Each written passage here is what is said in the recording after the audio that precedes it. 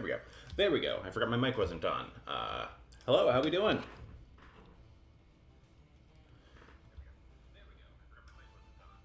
Whoops, let's not have my phone playing the stream up with volume. That would be very annoying.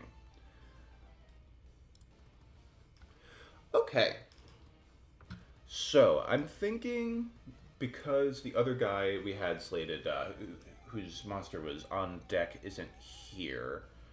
I was originally gonna wait a bit longer, but I think because they're on deck, we'd get to them later anyway. So I think we can probably just get started right away. So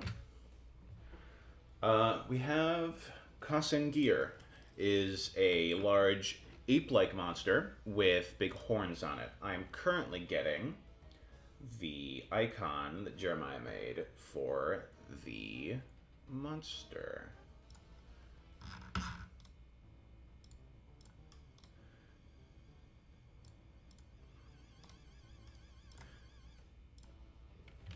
So we can see it here. And then I'll read off some more of its description so that everybody watching knows what page we're on, basically. So let's grab that. So, like I was just saying, they're ape-like fanged beasts. They're very, very big, and they have those tusks and the pale fur with the, excuse me, the pink and blue skin. So it's a distant relative of Rajang is apparently how that's pronounced, which I don't like, but I heard it pronounced that way in the English dub of World, so I guess Rajang is how I have to pronounce that for the rest of time. Same as Odogaron. I'm never going to be able to get over the fact that it's pronounced Odogaron. That sucks.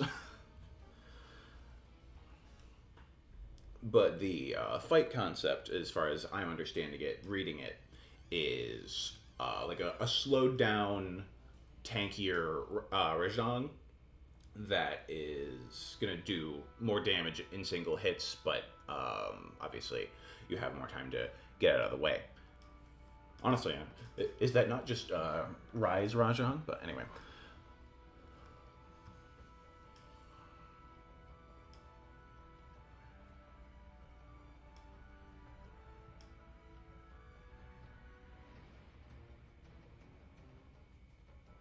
Okay. And then one thing I'm actually not super clear on when I'm reading this description is where you said it stores the water. Because you have it being a water element monster that spits water when it's in its calm state, and then it steams as it becomes enraged. But I don't understand where the water comes from.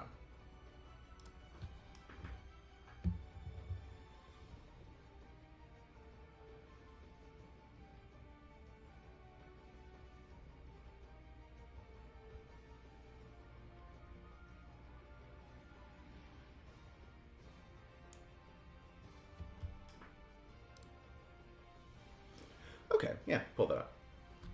And in the meantime, I guess can probably just get started sketching. Oh, I wonder. Yeah, it's probably not worth it.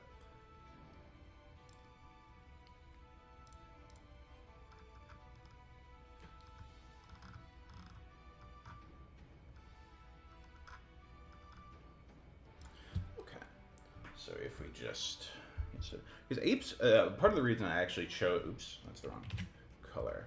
Excuse me, I'm just gonna go grab my colors. So part of the reason I picked Kasangir is because I'm not good with apes, so I thought that it would be really worthwhile practice. So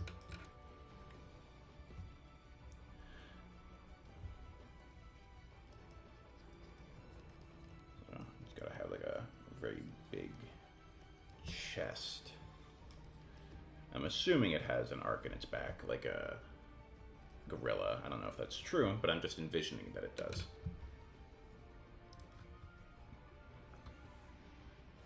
Okay. So what Jeremiah's telling me right now is that Kasengir stores water in a special organ within its body. You know, that's pretty standard water sac, which is connected to its mouth and its sweat glands. So I'm assuming that it basically sweats profusely when it gets mad, but because it's so heated, it's like turning all the water into steam. Is that the logic?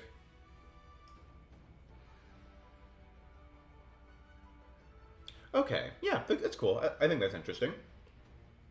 And then obviously it spits the water in a fairly standard manner, I'm assuming. So, what do we got? We have a very gorilla-ish head, I'm getting. So maybe actually it would be more worth it to have gathered some more references.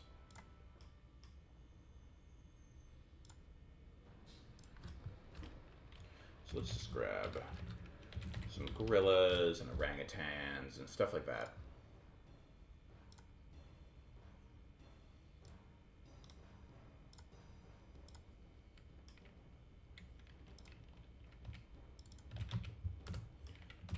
Monkey.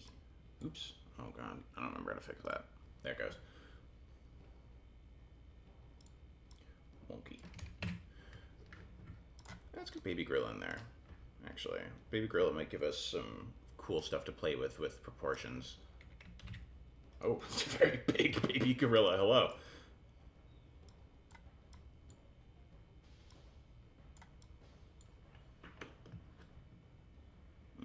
Oh, yeah, so I have Jeremiah in a call with me, but Jeremiah's muted because I prefer to make sure that the stream can't be like sabotaged. Do I trust Jeremiah? Yes, but I think it's good to you know get in the habit of doing things the right way from the beginning. And plus, it's more fair that way, as I'm not playing favorites if everybody's treated the same. Alrighty, and let's go back to Google, please. There we go. It's better. Oh, there we go. This is a really good shot for gorilla anatomy. I think that'll be good. And then we're gonna look up some. Oops. I don't actually know what that did. That's Control B. I guess it's Control Blue. Is that just what that does? Oh. Okay. Cool. That's. Why is that? What is that for? I have no idea what that does. That's so strange. Well, apparently there's a function on Control B in Clip Studio Paint that turns things blue. I guess.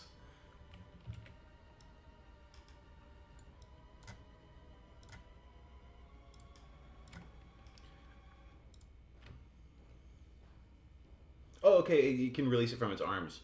Sorry. So I got distracted getting references and stuff. So Jeremiah had some more to say about Kasengir's water. So you said it can release it in bursts from its arms. Are you talking like like a shotgun, or are you talking like Nergigante's iron spikes? When it like slams into the ground, it explodes outward.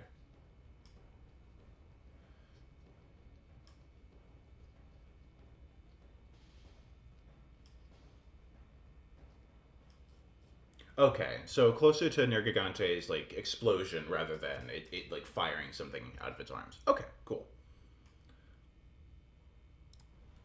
Perfect. And let's go grab those orangutan images.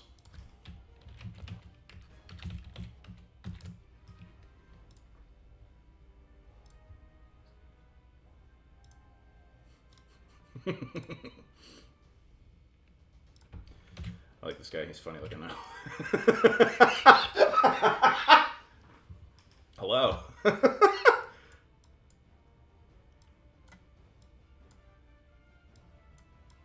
There we go. Go in the corner. Can I get a better shot with orangutan anatomy? Just so I can see the proportions and stuff better. That image is really tiny. Honestly, that's not a bad one. How big is that image? Yeah, that's good. There we go. Oops, I accidentally turned on the blue again. There we go.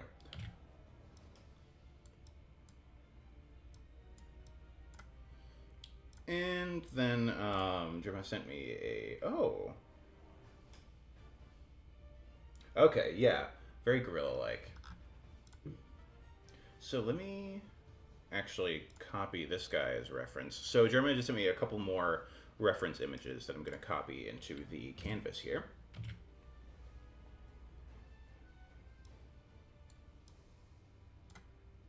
What is this art that I just put in from? I guess you actually won't be able to see it for a couple seconds because you're hearing me live. The stream is on a delay, but the image you just sent me.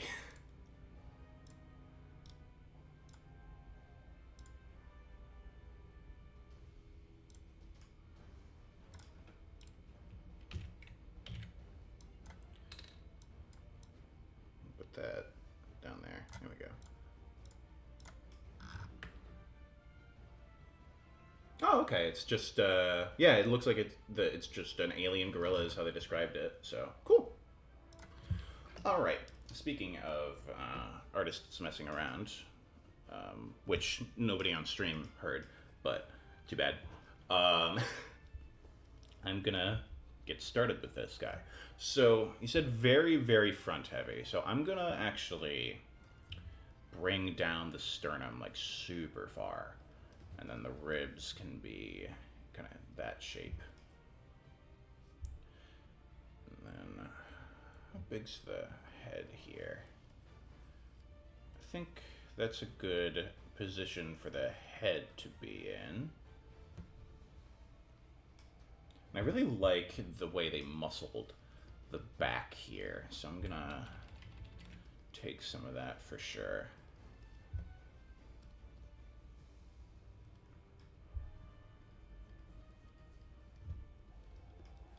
So, yeah. And so Jeremiah, you didn't mention in your submission that you had anything in particular that you wanted to like discuss with Kasangir. But is there anything that's occurred to you recently that you think would just be, at the very least, an interesting point of discussion, even if you don't necessarily feel dissatisfied with any one bit of it? Or maybe something that you want like feedback on, stuff like that? Oh, balls, that's all in the wrong layer. Whoops. Let's put that back on the layer it belongs on. There we go.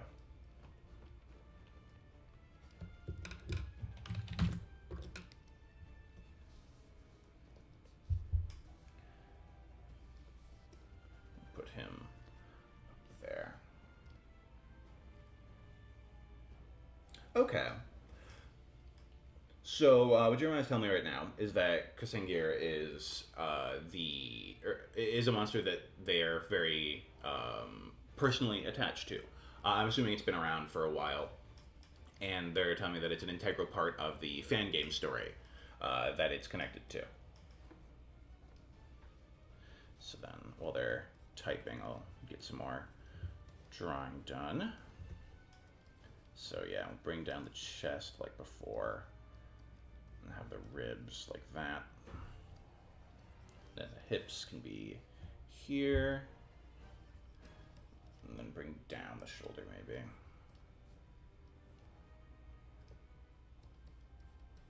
There we are.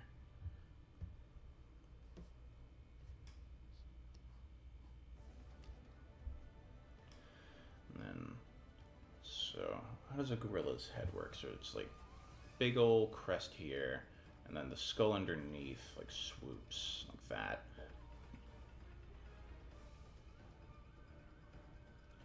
And then Kasangir has big old tusks.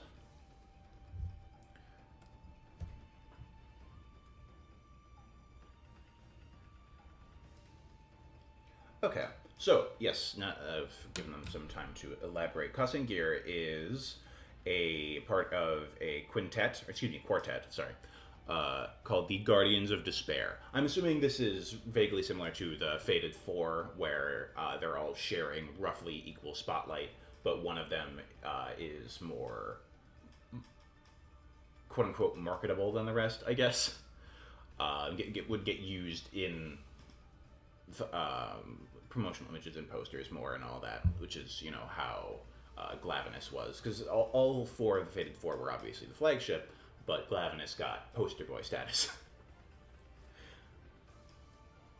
So along with him in that quartet is Aretha Kruka, which is the actual flagship. Oh, I see. Never mind. So it's in a quartet with the actual flagship, and I'm assuming the flagship would probably get most of the press. So that makes sense. Okay.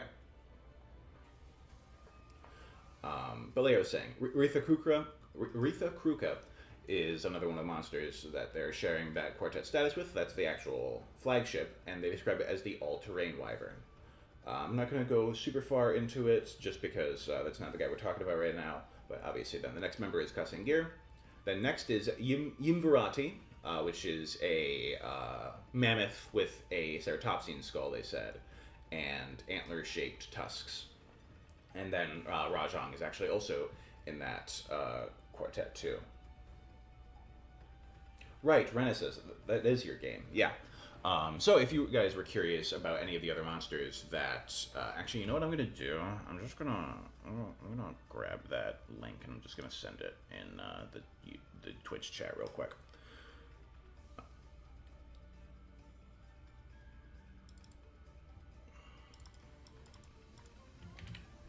Not Twitch. What am I talking about?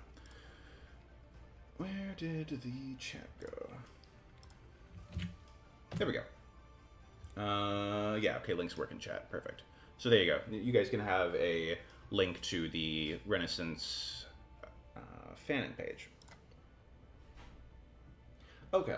So if we're thinking of this guy as being, like, I'm assuming kind of just below flagship status in terms of importance to the game. Is that what we're kind of getting at?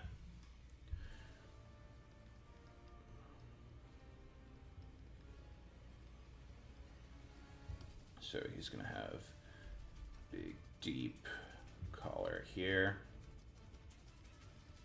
Give him kind of looser skin going down there.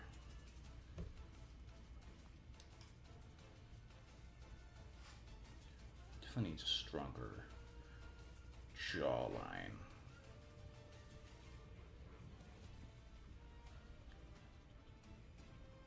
There we are.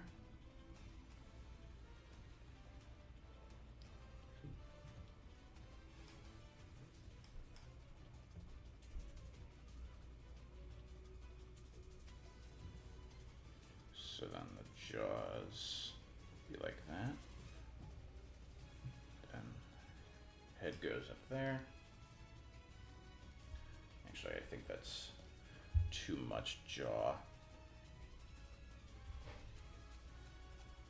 And then his head is going to look a little strange right now, but it needs to be open real estate for the giant antlers that he's got.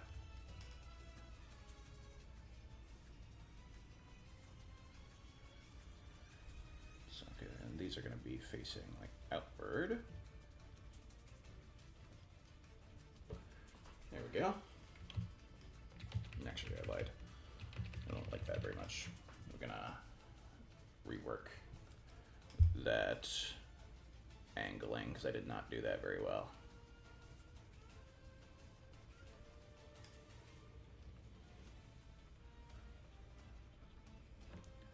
There we go. Oh, actually, that's actually something I should clarify. With Kruka and Kasengir share rivalry. Okay, so Aretha Kruka, which I believe was the flagship, yes. The Flying Wyvern one. Actually, did you say Flying Wyvern? I don't even know if you said Flying Wyvern. You did. Okay.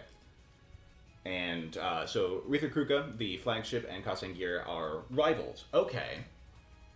Well, in that case, I might need to look up Aretha Kruka just so I can have an idea of what it looks like. Because I think that is an important thing to incorporate into the design for sure.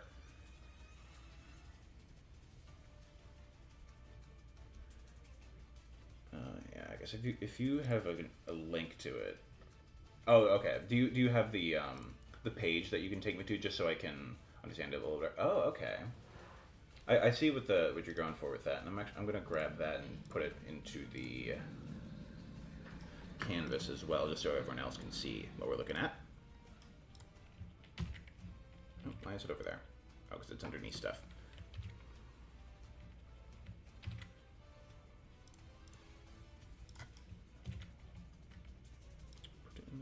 very silly. Oh, I see what I did wrong. Okay. Well, organizing my layers a little bit. Here we go. And now I've lost it. What did I just do? There we go. Put that guy there. Perfect. So that is Rithakruka, which is Kasengir's rival.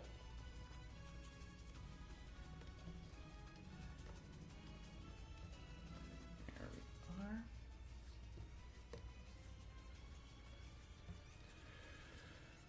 Oh, right. But the question I was meaning to ask earlier was, is it the top jaw or the bottom jaw that the tusks will come out of there?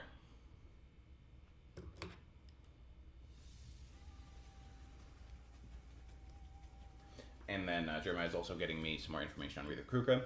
So Rithakruka is considered the all-terrain wyvern because Renaissance will have water combat, and Rithakruka is a flying wyvern that is capable of flying, running, and swimming. And did you say any other things that are important? Fly, run, climb, and swim. Okay, and then there's a thematic bit of contrast there with, excuse me, I'm losing track of the names, 1 second. Rithakruka being an invader monster that is very adaptable, and Kasengir is an invader monster that is just beefy, is able to put up with whatever other environments can throw at it. Oh, come on, Clip Studio, don't freeze on me. Oh no, I don't think I've ever seen it freeze for this long. Is it even frozen? No, it's not. It's just stupid. There we go.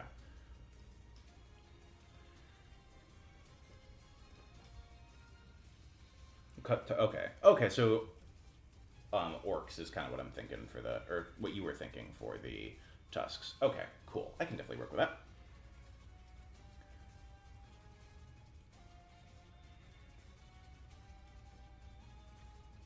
So let's, actually we probably don't need to rough in nostrils. It's just, yeah, we can't see shit in there.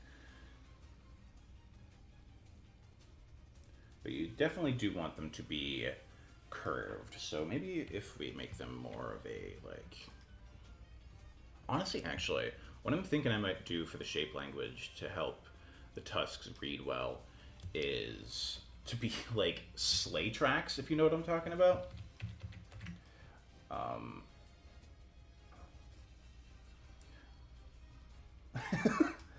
And by that I mean sleigh tracks. There we go. That's too much still. Bring that down just a little bit, but I think I like how that's working. If it goes like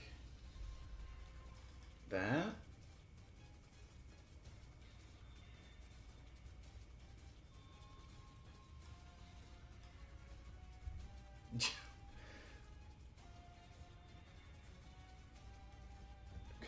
So the tusks are meant to serve as a type of fork. That's funny. So okay, so I'm assuming it'll like be plowing through dirt to dig up roots and stuff like that with them, and maybe scraping off tree bark like deer do.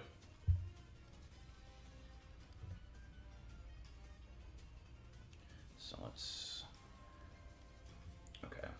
You know what? Actually, I'm gonna redo this head because I think part of the issue is that I have not given myself a good base to work on. Let's try the head again. It's probably too close.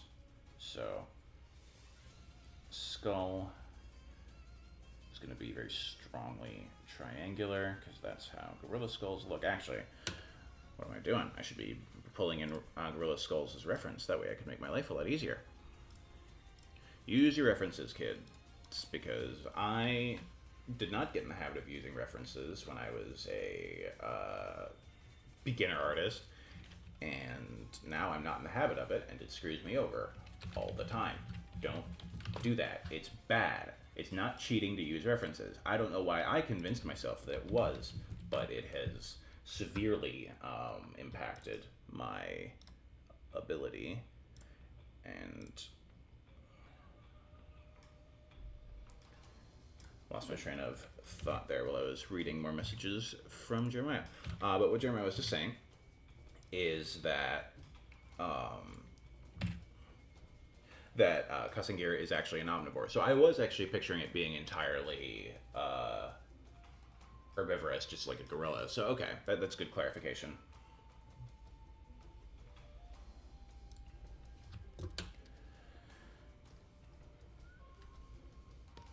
So yeah, the skull can be like that. And you know what? It is Monster Hunter, so we should swoop that up even higher.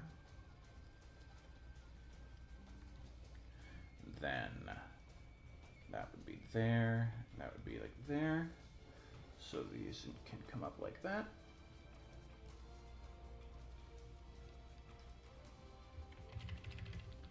Here, actually, you know what? Maybe it would be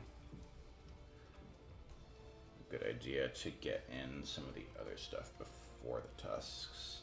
Definitely made the body too proportionally small with that one. So let's scale that up a bit.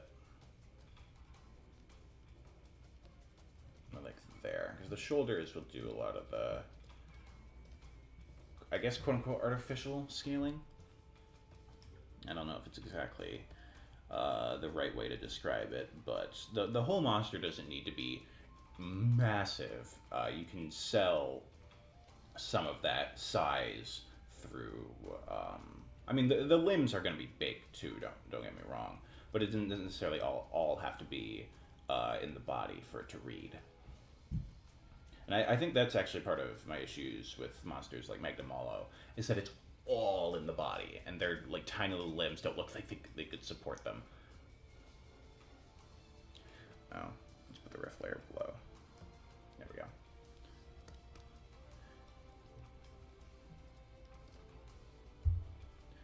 Okay, and then I'm assuming it's gonna have, you know, relatively Rajang-ish back legs, so that's somewhat cat-like is how I would describe the current fanged beast, or I guess the normal fanged beast monkey's feet, because I believe Bangonga has like the same foot arrangement.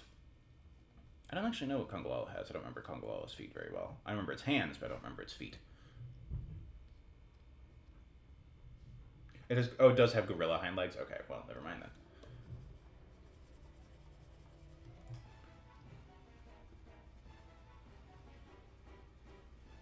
And does it have a tail at all? Oh man, Clip Studio is really freezing a lot today. I wonder why that is. If I have some open that's messing with it.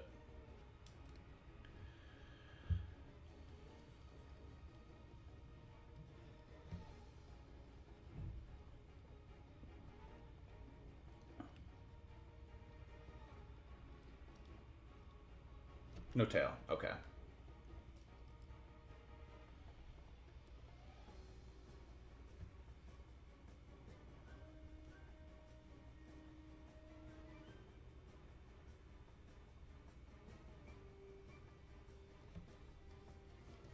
There we go.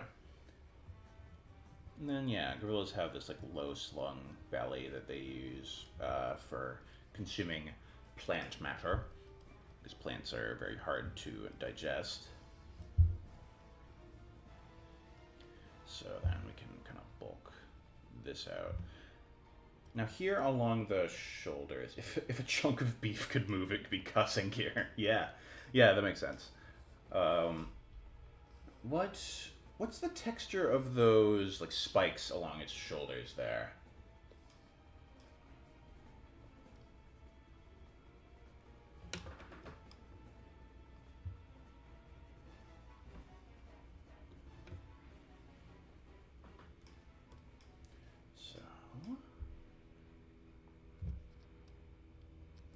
But yeah, we've got big, hairy shoulders. So here, actually, you know what? I'm gonna give him enormous pecs, because I think that's fitting. So then pecs go right up into here.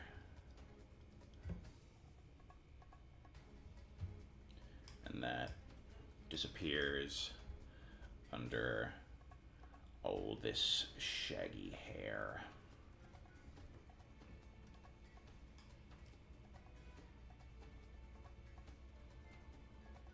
Okay. So what I've just been hearing is that the texture of the spikes is similar to, what did you say, a bullhorn, I believe? Yes. Okay. So actually, hold on a minute. I'm definitely getting the idea of like a battering ram from this guy, and I think that's something we can explore as we go on.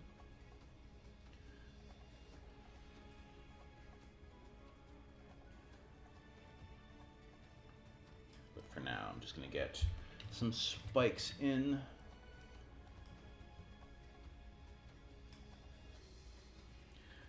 Maybe because it needs to be able to like find food, because you said it's kind of Devil Joe-ish in that it kind of ruins ecosystems by just eating everything in it, which plays into the omnivore thing you were saying earlier. Ooh, I think I nailed that mouth actually. Perfect. That's like exactly what I wanted for the mouth. Not necessarily for the nose as much, but I got the mouth how I wanted it at least. Is that but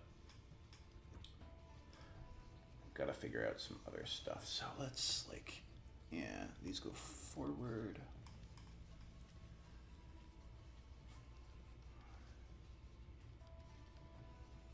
And it's still not being, what's the word I'm looking for? Perspective. The perspective is not right.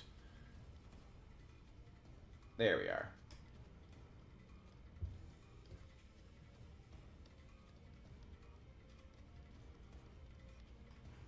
There we are.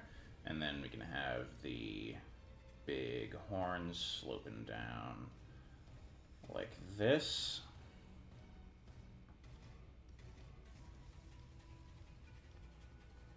There we are. Okay. So now the head's definitely too big in comparison to the body.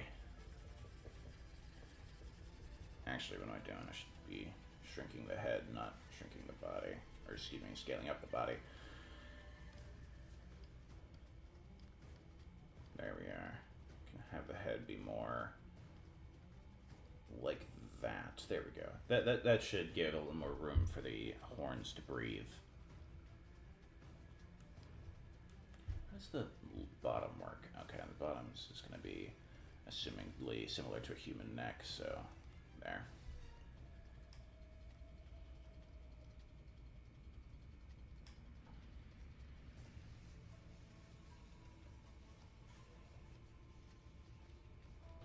Okay, yeah, I can't see the horn in there anymore just because it's buried under all the other sketching I've been doing, but that's all right. We'll come back to it later.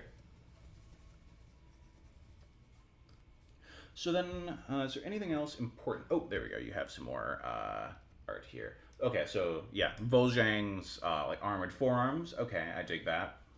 A bit more of a hunchback. Right now the head seems big enough, right? Yep. So for old concept art, yes, okay.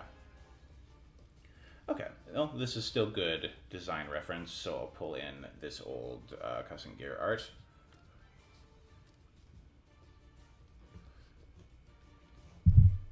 Oops, I just punched the mic, my bad. Let's put this up here. Yeah, there we go. We can put it by the icon. Perfect. Okay. You said the head is the head still too upright? Is that what you're talking about? Or was that before I changed it? I wasn't reading. Oh, there we go.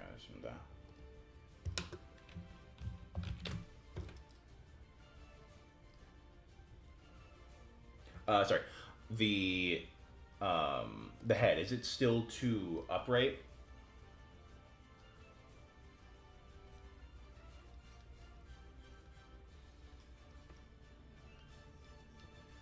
No, I don't know why I did that.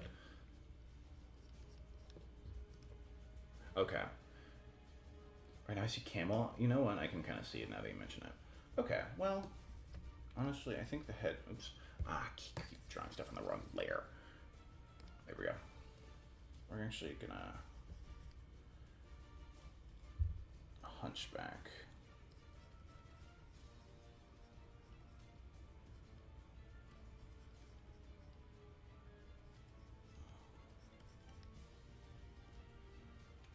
So you're talking about sloping the whole back down more like that when you say hunchback. Is that kind of like this more what you're talking about for the back? I guess you can't see it, can you? That's unfortunate. Actually, you know what I should do is I should stream it on Discord. That would be the smarter thing to do.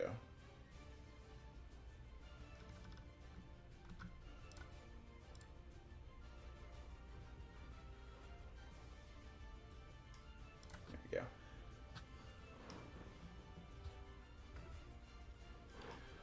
Oh no, oh, I did delete the artwork up there. That's okay.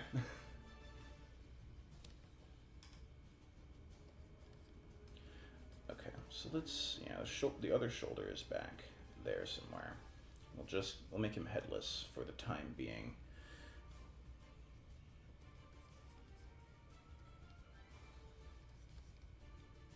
So we can get the muscle a little more defined in here, get the eraser and get rid of all the stuff behind it.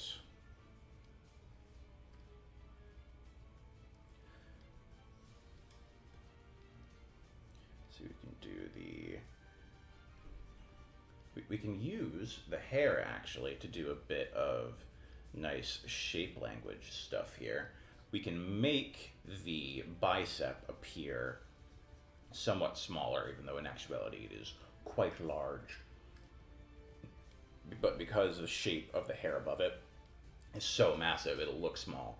And then when it comes back out into the forearm, it'll like balloon outward because it has that armor there. And you know what we're going to do? I'm going to zoom out a bit. And we're going to move everything just so I have more space to work with. Because I was kind of planning to expand out over time. But I think that's becoming a less viable solution. So we're just going to... Yeah, I keep running out of space, so we're going to draw more like here. This is probably better anyway.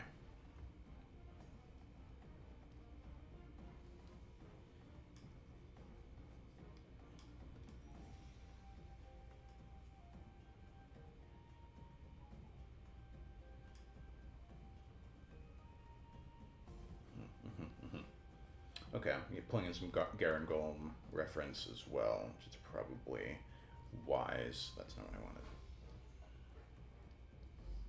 What? Okay. Image is not playing nicely with Discord for some reason, but here it is. Put that up there. Probably hide that because it's more about the stance. Okay, so you're saying more like forward slung. Okay.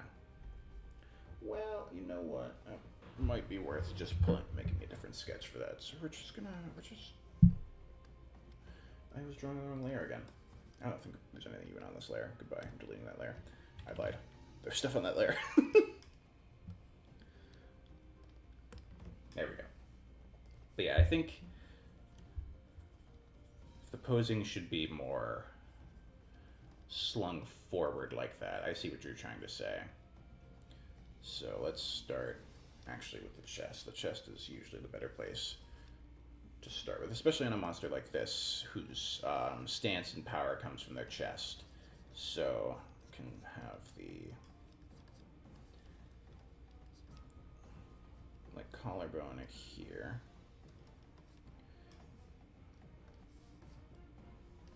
I don't know what layer that other stuff is on, but I'm not going to deal with it.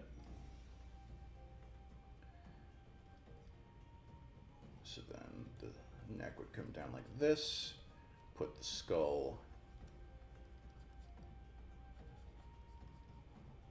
like that, and then shoulder, arm, forearm.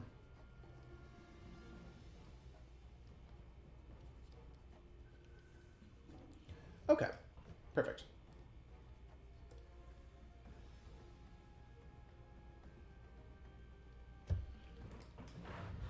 So let's get out these proportions and have big ol' muscle tension at the back. And then the ribs are going to go down this way.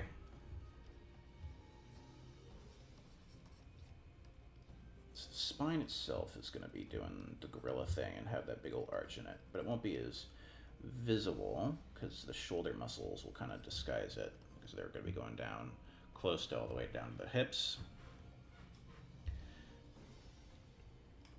There we go. Leg. Okay.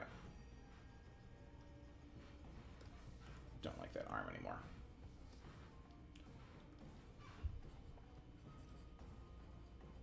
There we go.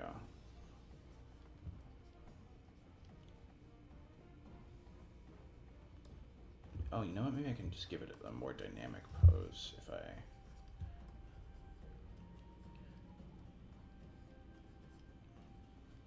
There we go. And then actually, since we're doing a kind of a pose that's kind of inspired by bulls, let's have the head turned towards us. Yeah, that's more fun. I like that. Yeah. So then it's kind of the underlying structure is like that.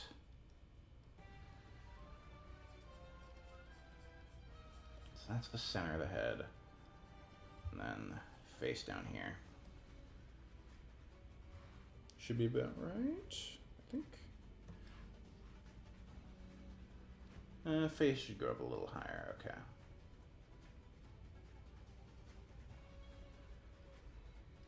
There we go. That should be alright. I have seen Tarzan.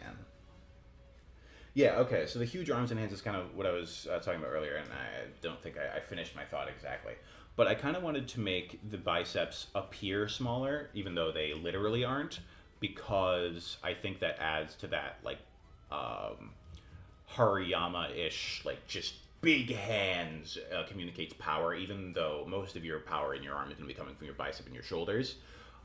Strength in a cartoon character is, for some reason, in their forearms a lot of the time.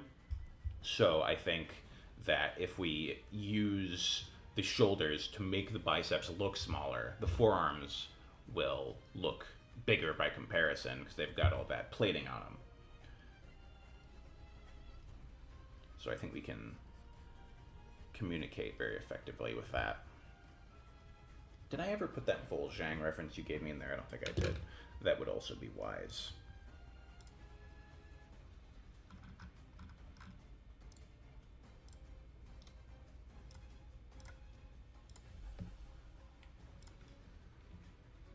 Stick that in the ref folder. Put that down here. There we go. There's open space. Great. What's this layer? It's that. Okay, let's put that in the folder where it belongs. This is an empty layer. Let's get rid of the empty layer. And now we're just down to the layers I actually need. Great. Hopefully I click into the wrong layer less often now. So, and you said it has big hands too, actually. So let's definitely boost the scale on these. Oh, you know what, actually, this is maybe an interesting point to bring up. Actually, oh, here we go. Yeah, that's more reason to bring it up. So when you envision cussing gear walking, do you think it's more like Rajang, like a real monkey where it walks on its second knuckle? Yeah, second knuckle. Or like that concept art of Garngolm, or like Gosarad where it walks on its fists? Oh, you know what I'm actually going to do? Hydrate. Don't forget to hydrate.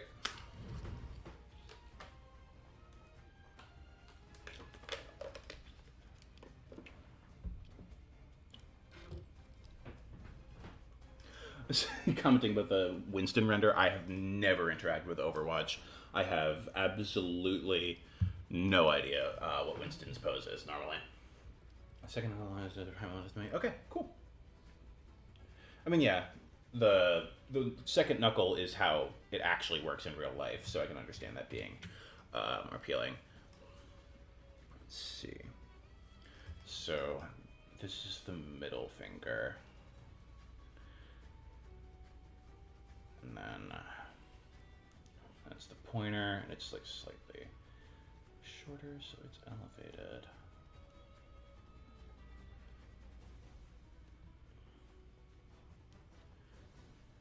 That's the interior, so there should be a thumb here.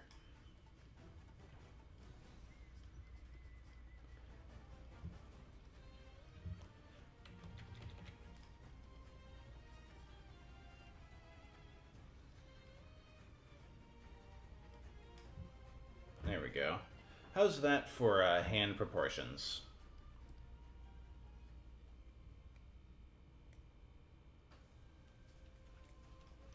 Oh, when you say big, you mean like Gammoth big? Is that what you're talking about?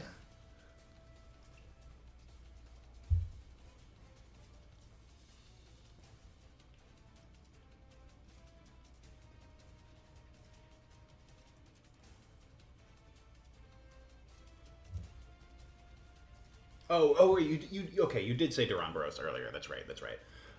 So yeah, okay. Duramboros or Bonboro is kind of what we should be thinking for size, chat. I forgot about that. You did say that earlier. Thumb will probably be behind a lot of the hand, so I don't have to worry about it. Knuckles and here. No, knuckles and here, because the hand should be at that angle. There we go.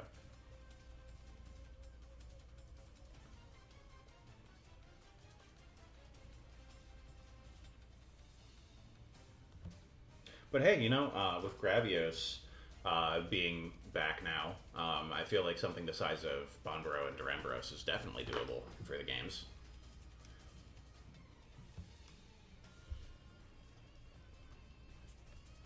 Okay, so that's going to be... No, that's not going to be the attachment site for the horn, because it's got to be a little more here.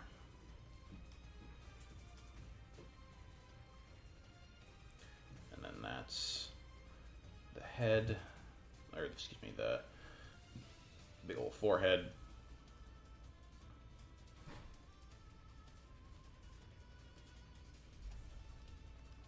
There we are.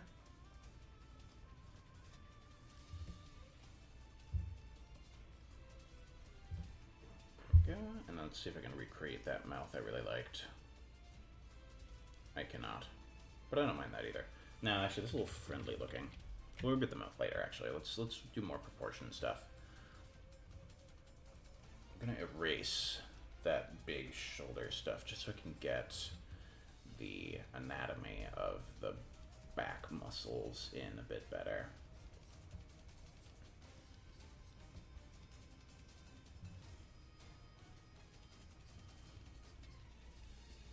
There we are. Can have the foot like that. Then the hip would be leaving that more like that. And then it's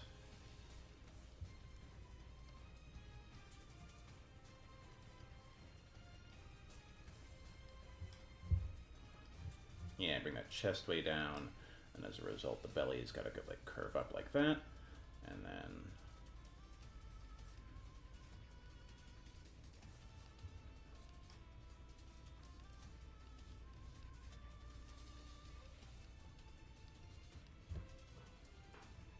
let's go in and clean that up a bit.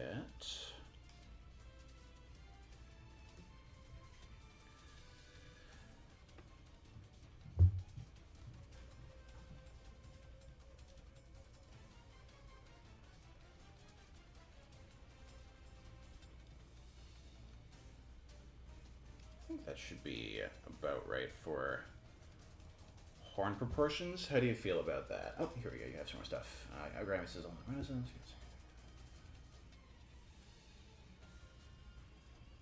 Okay. Let's shrink the face a bit, you said. Actually, you know what? I think those might be a little out of proportion anyway. Let's... because they should be basically just as wide as the shoulders, you said. So that's probably about this. Okay.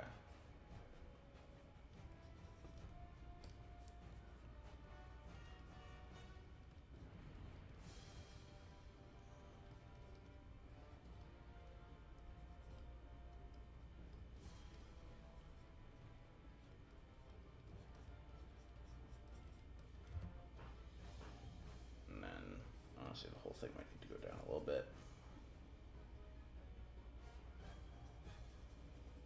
Still, yeah. No, that's too much. That looks right.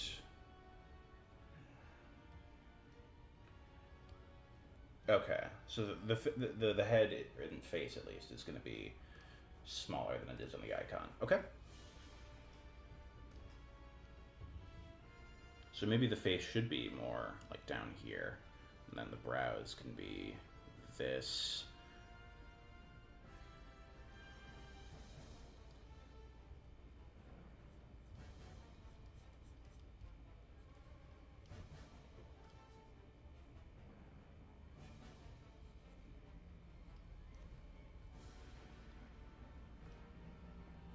Oops, that's the wrong brush now.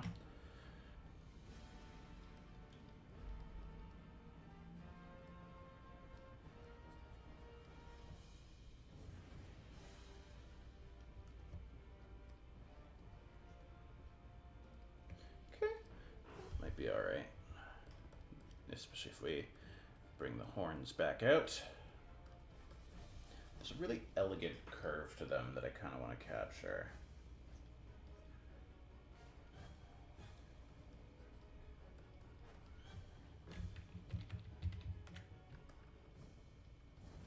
Now, actually, are these horns going like purely sideways, or are they bending forward too? Oops, that's not what I wanted.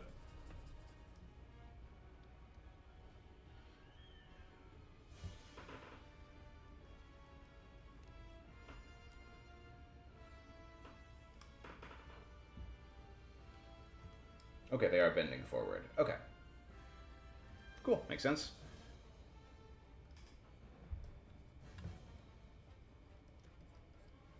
So this will go like straight out for a while.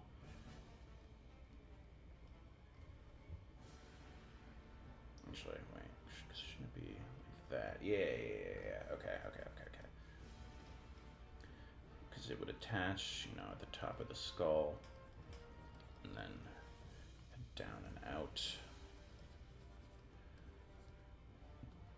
Is that where the... Yes.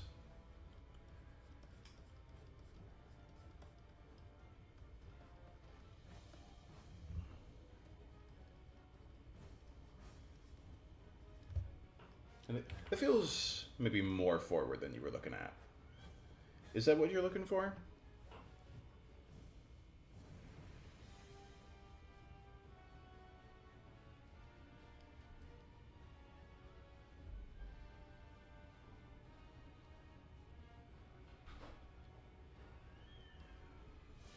Okay. I'm gonna bring them back a little bit. Because they obviously want to be pointed forward, but I think that was further than they needed to be. And in that, I have also put them too low.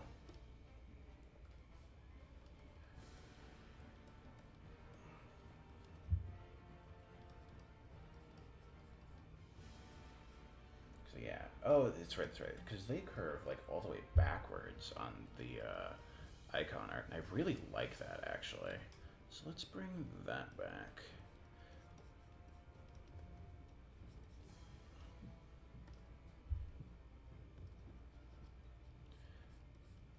There we are.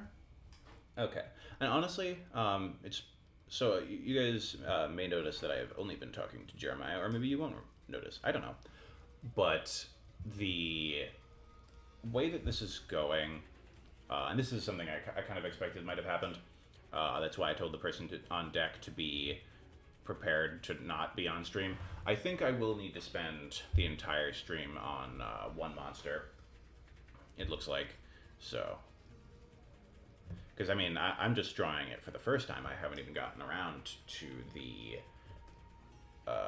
like iteration stuff that I want to do later.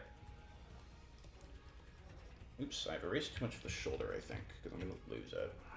So let's just block the shoulder back in, and then erase this stuff.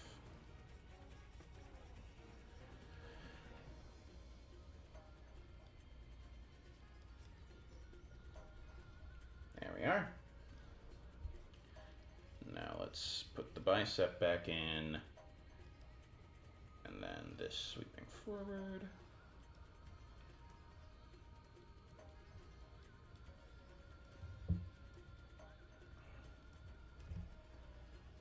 I'm still not getting the perspective right.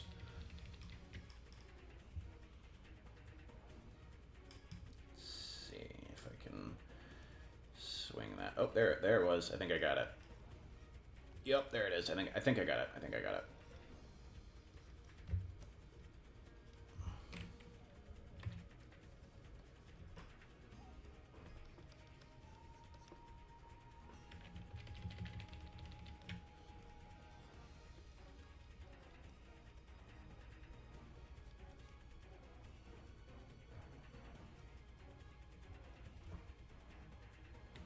And that's still not it on the prong, but I think that's what I want for the...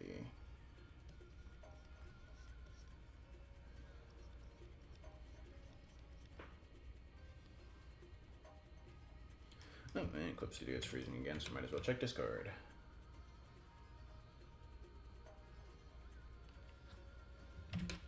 And now Clip Studio is behaving again. Great. There we go. Okay. And then, so let's get the face in now, because the face is always important on a monster.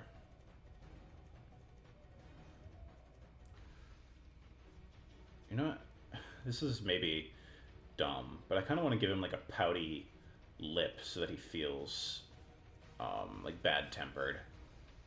So we'll give him like a little underbite, I guess. And I guess it makes sense for him to have an underbite with his tusks anyway, so yeah, let's do that. And then the eyes will need to go. Where do the eyes go? The eyes go are like, okay, the inner edges are like touching the nostrils, basically. Okay. I'm gonna leave the tusks alone just for the moment because they're gonna obscure a lot, especially when I'm in this sketchy phase while everything is so rough. So let's just focus on the rest of the body for now. So the actual shoulder muscle is actually probably more like this, which makes the bicep more like that, which means I can leave that like that.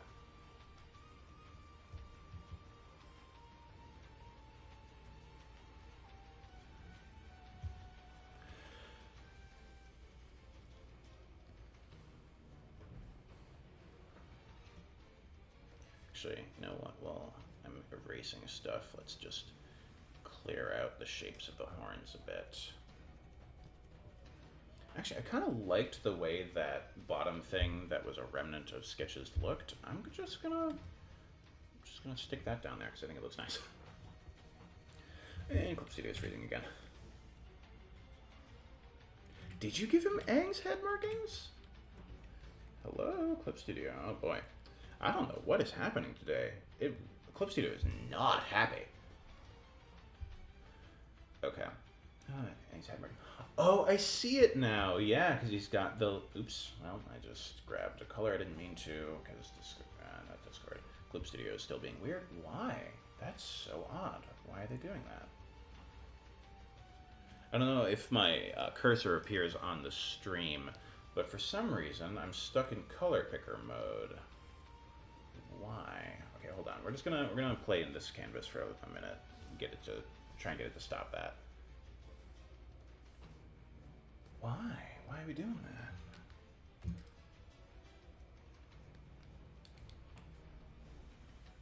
How very strange. Because I can't draw like this because it'll just pick colors instead of actually making any marks. Why? I'm gonna get it to stop doing that. Oh, no, I thought it stopped for a second. That's so strange. I don't think I've ever had this issue before.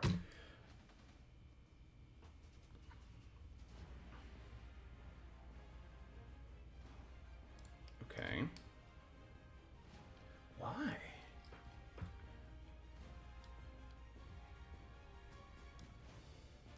I've never had this issue before.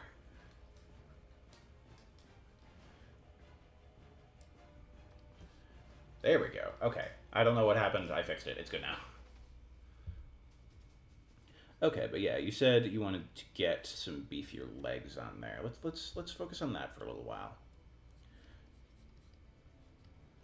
So you should probably, I mean, it's just like human legs, so we'll have, big old quadricep.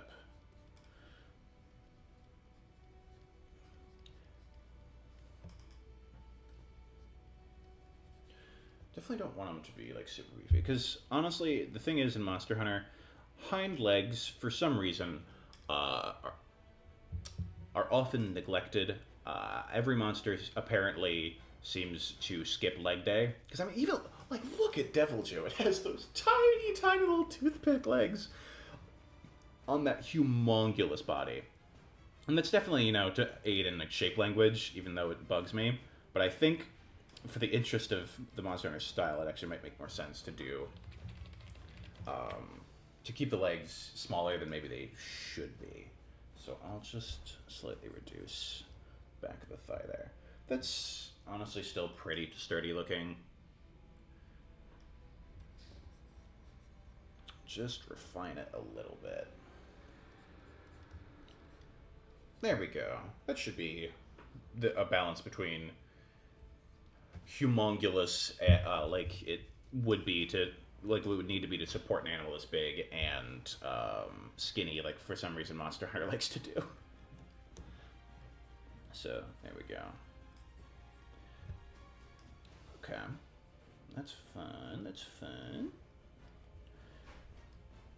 Let's get in these fingers. How many fingers does it have? I mean, I can see at least 4. Does it have a pinky?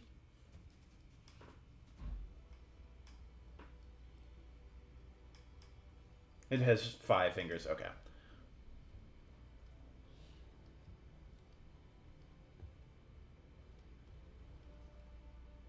So then that would need to come out right there.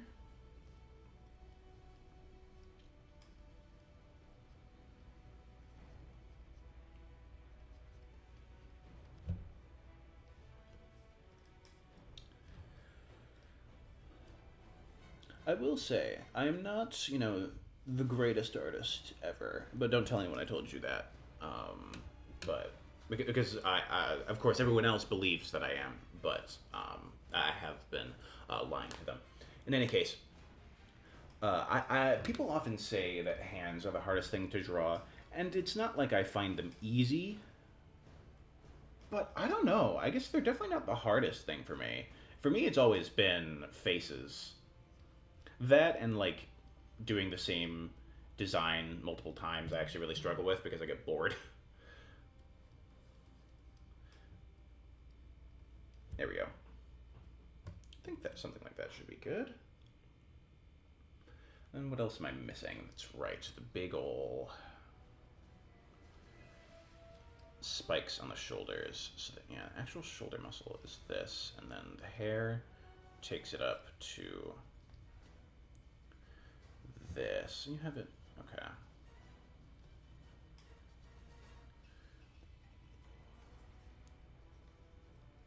There we are. That can be the hair. And then this should all be visible on this side.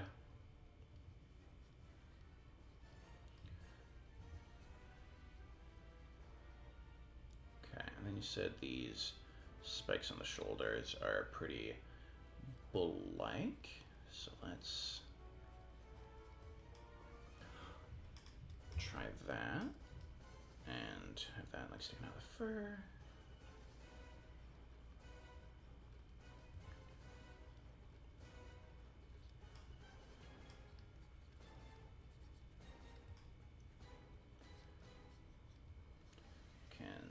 Then just have that, have a sheath of hair kind of just laying over it, and there we go.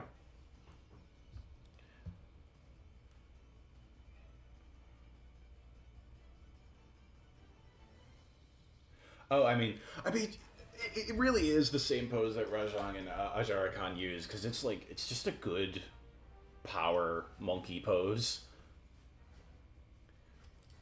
Maybe I should have put him. I guess if drawing the details didn't matter at all, It honestly would have been a good idea to put him up in, like, probably on his hind legs, doing the, I don't know if that gets picked up on the mic, but beating his chest. I'd also, actually, speaking of gorillas beating on their chests, I don't know if I was the only one who didn't learn this for a really long time, but they don't pound their chest with their fists. They cup their hands and they slap, like, right under their pecs. So it's more of like a popping noise than it is like a big meaty thud.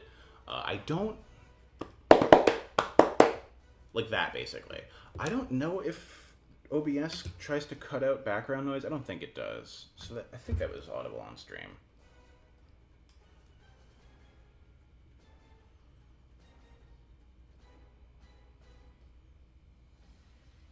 Where did it go? There it is. Okay, so then shoulder muscles would obviously need to do that. Then the hair on top. Then the horns, spikes, whatever is the appropriate term, I guess spikes. Are horns necessarily on the head? I think they are. There we go.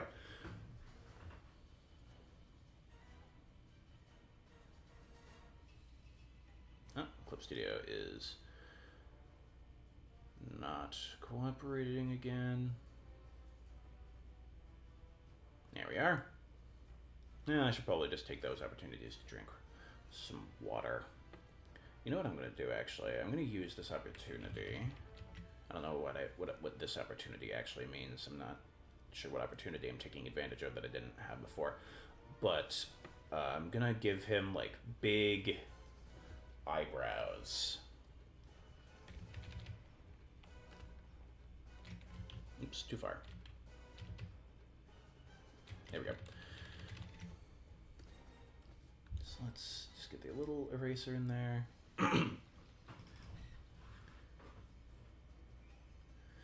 Man, Clip Studio, seriously? Pull it together, man. Sheesh.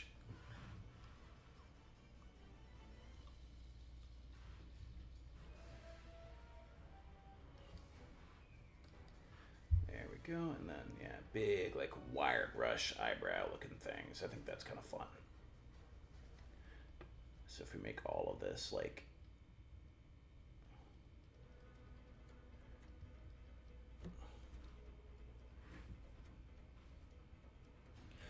let's see, are we conveying size? You know what, I think, because I think I've drawn the chest too far back.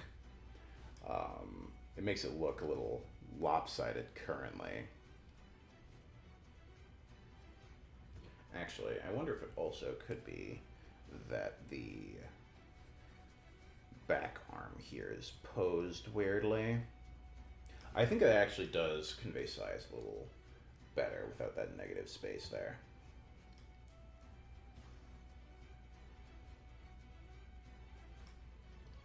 But I think we can definitely inject some more of that beef and power into it. Which I think we can probably do by taking this front arm and rotating it forward a little bit.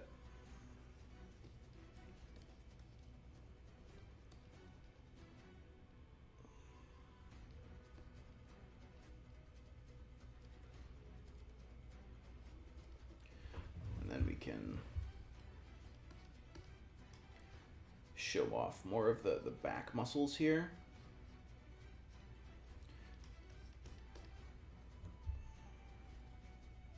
Kind of giving him almost cow-like hindquarters, because I think that should help with size. And honestly, gorillas kind of have this like flat hip as well, so I think that should be a good idea. There we go.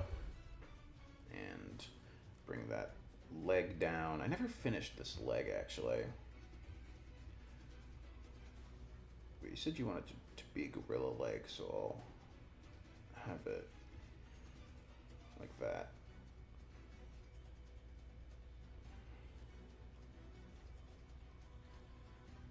There we go. Those are kind of gorilla-y feet.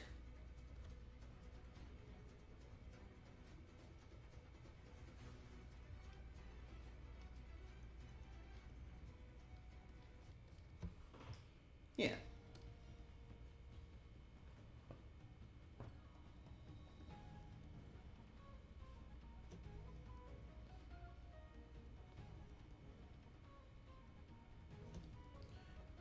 Okay, yeah.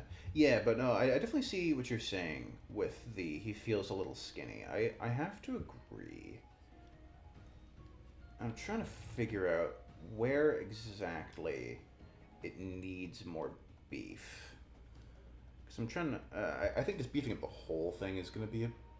But maybe it won't be too much.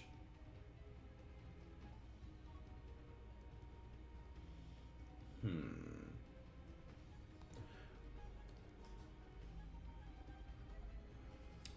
Maybe it needs more power in that back half. Oh, how do you feel about that? That feels significantly better to me. Yeah.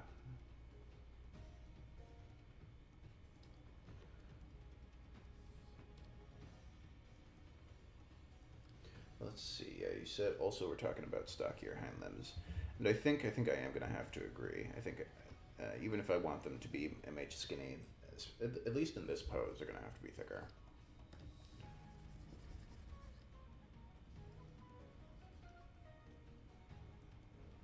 So then,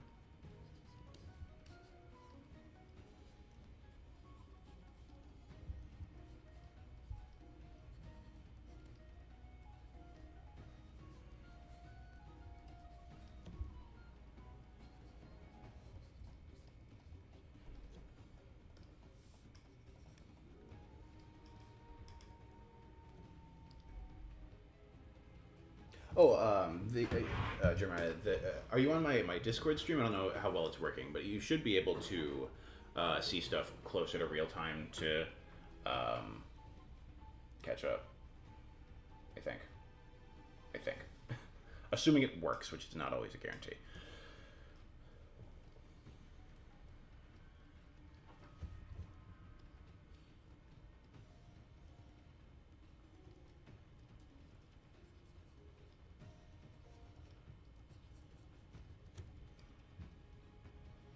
Oh, you do need the stream audio. You're right.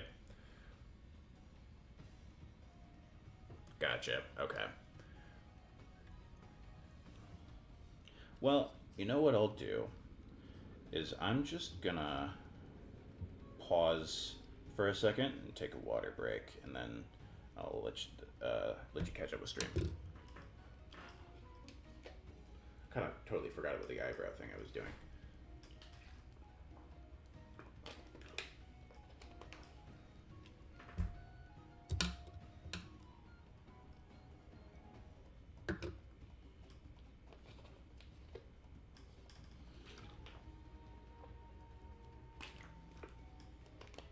Oh, okay, cool, real time. So yeah, how are you feeling about the stockiness as it is right now?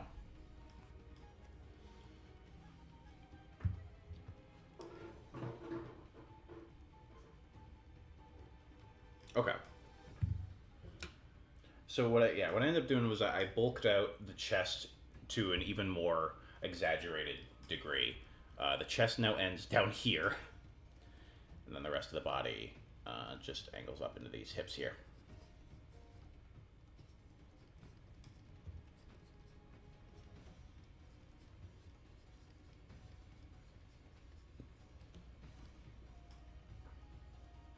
Bodybuilder quads, yeah.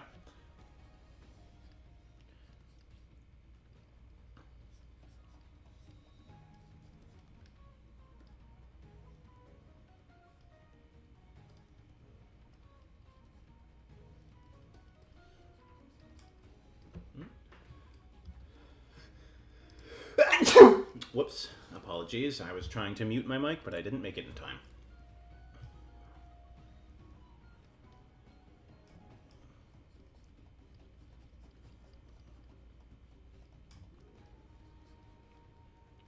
I mean, gorillas just have very excuse me, very columnar legs, so I can probably just keep it pretty close to what they're doing. Pull the horns a little larger. Okay. Let's beef up the horns a little bit. Actually, I wonder if I can probably just do it with the scale.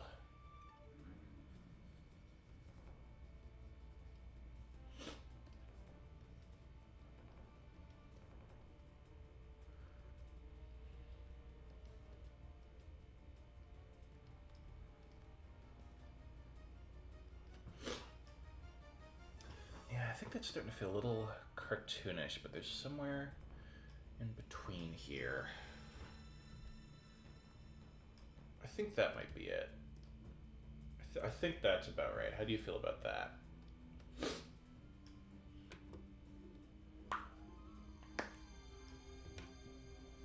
Okay, perfect. Let's just match the other horn then.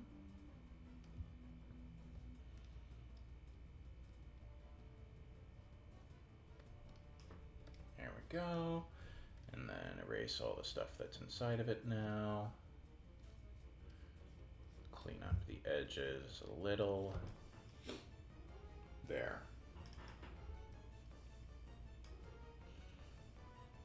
Okay. Oh, right, the tusks. I forgot about the tusks. I was about to not do them.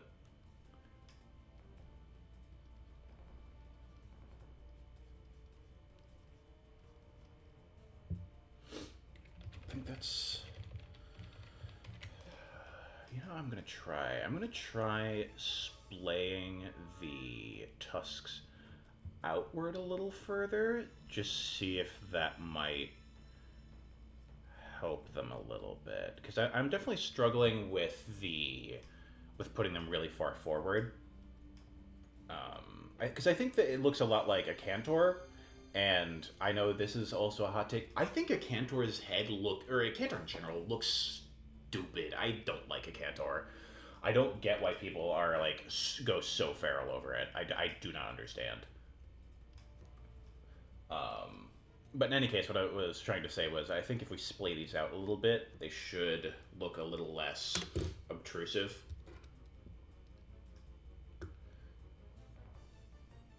I personally would go with boar. But I think that's because I have a bias. I think boars are really, really cool, and especially boar skulls. You know, it is Monster Hunter. I should amp up these tusks more, though.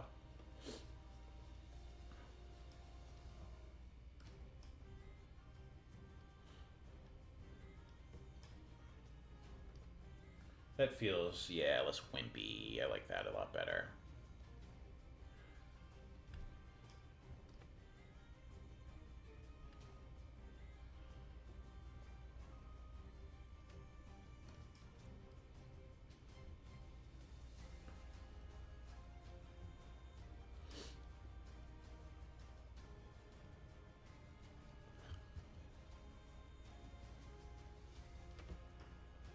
How you feeling about those for the tusks? You can play with the tusks, ramp up the underbite? Okay.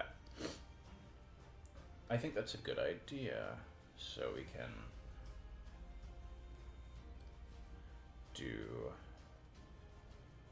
something like the lips are here.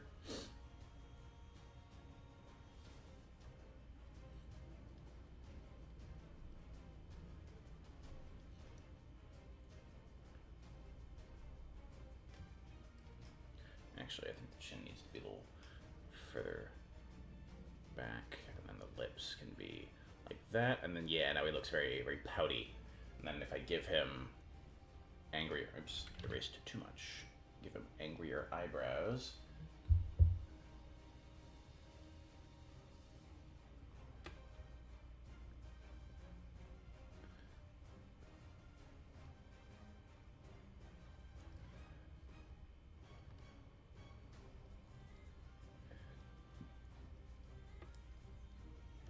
It doesn't look very angry. Nostril shape, more gorilla nostrils. Okay, we can do that.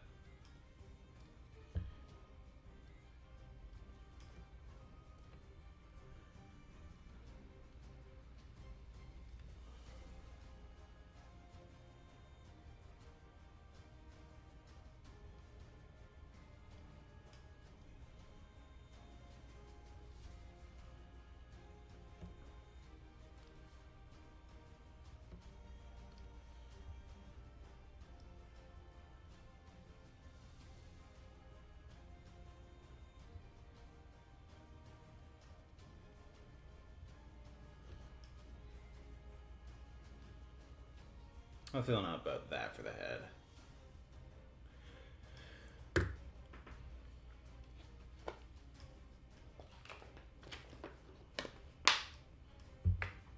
Okay, cool. So then I'm gonna clean this sketch up a little bit.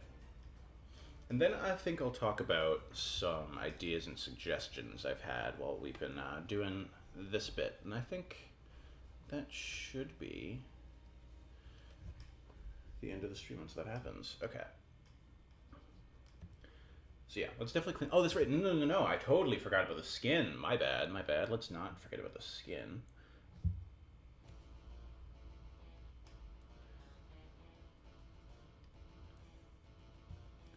Okay, so I've got shaggy hair going down to here. Especially to make him look extra beefy on the slope down to the hip.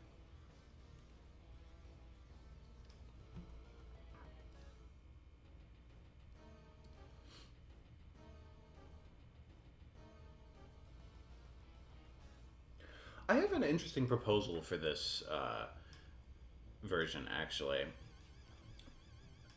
Do you think it would be a good idea to give it, like, to let that shaggy fur continue down to its butt to make, like, not a real tail, but just an overhang of fur that kind of looks like a loincloth?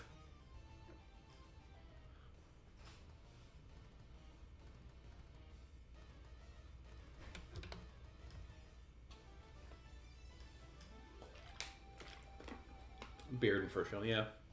Yeah, I mean, Rajan has the fur trail. You see, you probably couldn't really even see it on this version if I drew it, which I am, but something like that.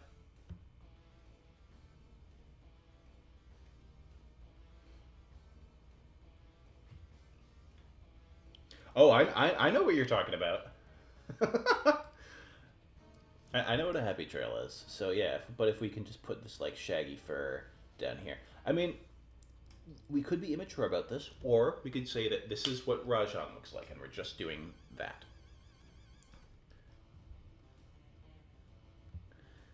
And then this is just hanging down.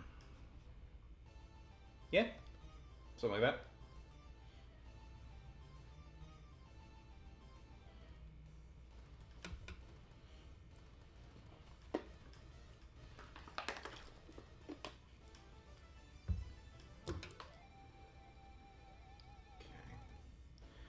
Now, let's see.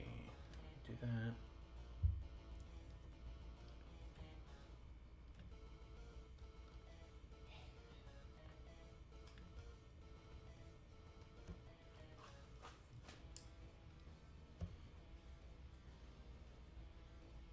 Okay, yeah, had an idea. What's up?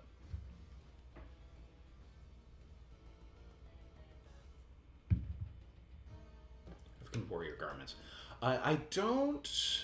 I guess I don't think I know which ones you mean exactly. So what Jeremiah's been talking about is some of the stereotypical African warrior garments, and I guess I feel like I've seen enough that I don't know what the stereotype is anymore.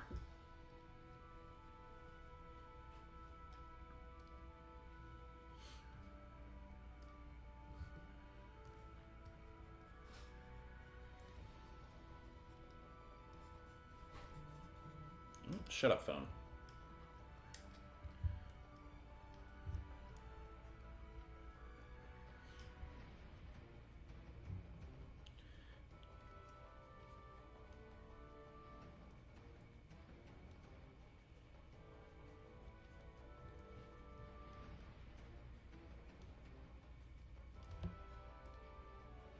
Okay. Yes.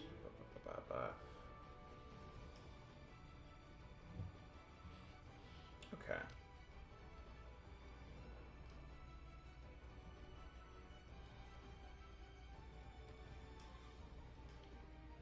Okay, the things are on the forearms and on the shoulder. I will show stream when I'm. Oops. I lost your stream when I'm talking about. There we go.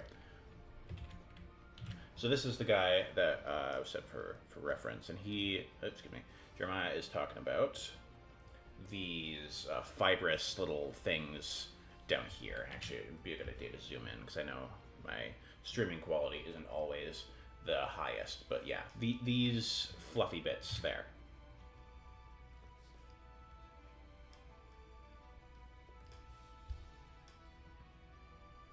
Okay.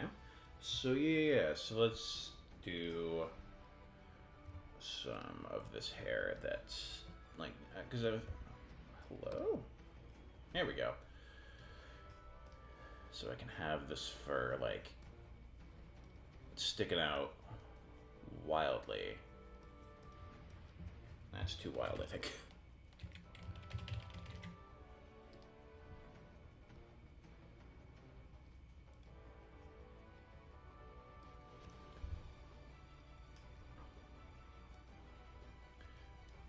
So if I just, yeah, I think I've got too many lines in here. I'm just gonna go ahead and clean out this area a little bit so we can actually see what I'm doing and have it make a real difference. So it is very sporadic on that guy. So let's make it similarly unkempt appearing.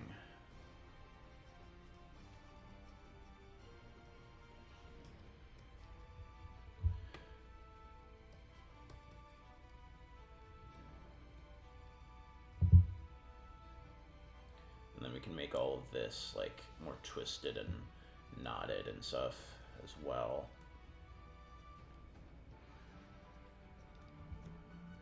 Okay.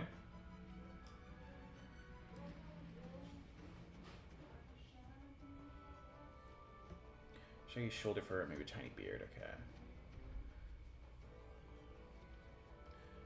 Let's see what I got here. Okay, yeah. So you're thinking more of the like cloak type deal. I see what you're saying. Okay. Well, that makes sense because I can have it cover the bicep and make it look bigger actually. So it can just hang all the way down here.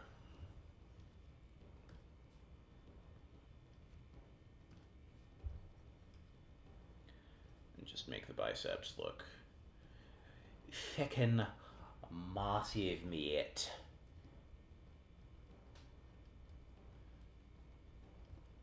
There we go.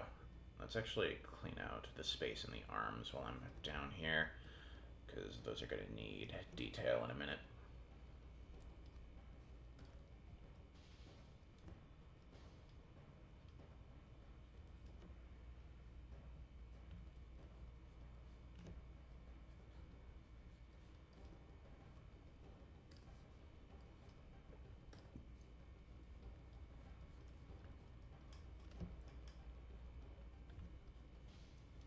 There we are.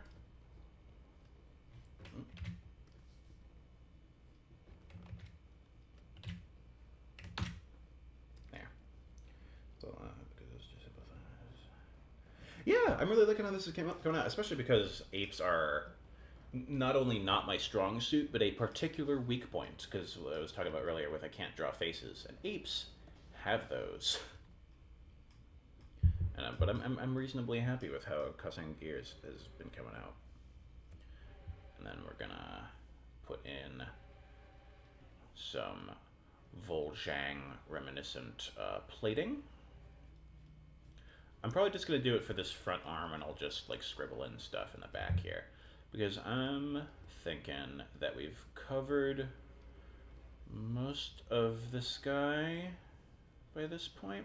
I'm thinking it might be time to move forward with some alternates if there's not anything I missed.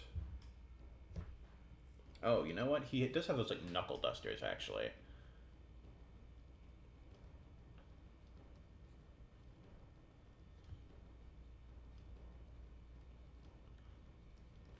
that are kind of gossish now that I look at them actually. But yeah, oops, that's not. That's the thumb knuckle, I think. There we go. And then the thumb. Yeah, I gotta clean this up too.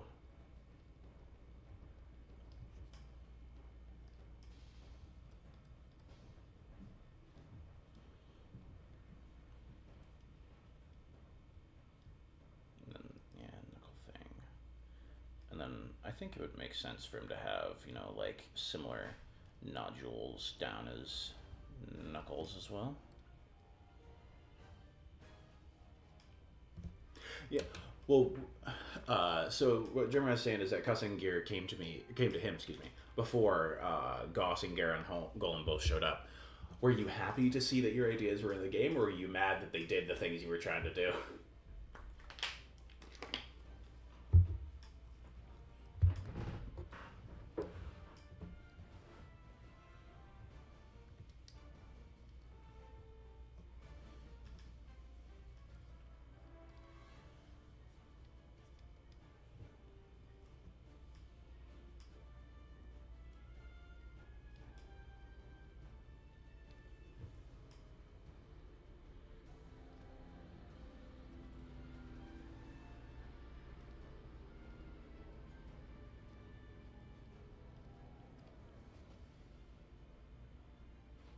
Yeah.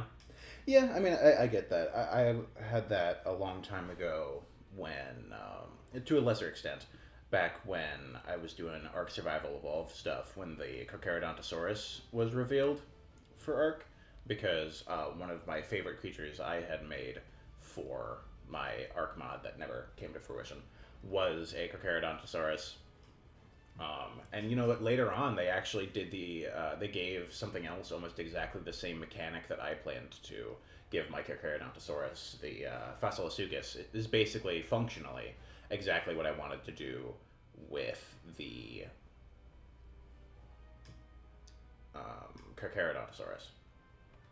So I guess it's okay that the mod died. But I mean, yeah.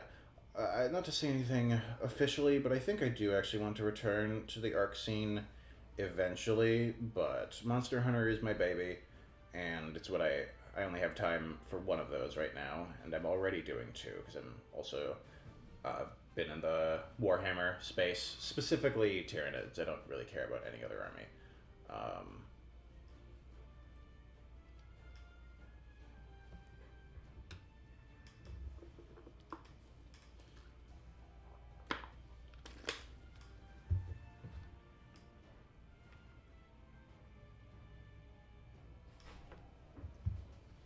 Oh, I don't know how long you asked Izzy where we can submit the monsters. In the Discord, we have a channel for submitting monsters.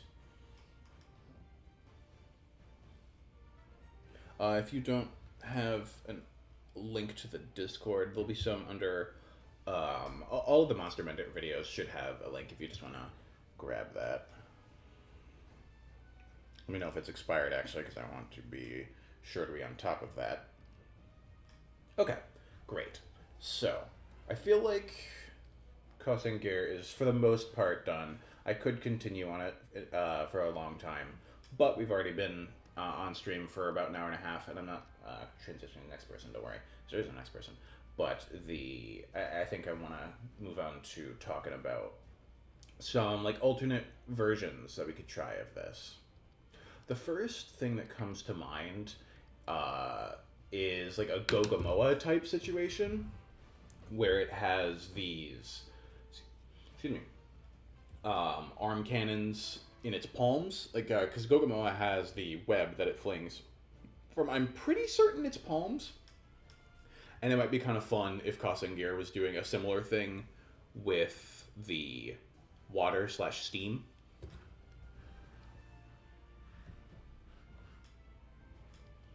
So what if the arms are, or I guess the palm is like this, And then there's like a valve down here.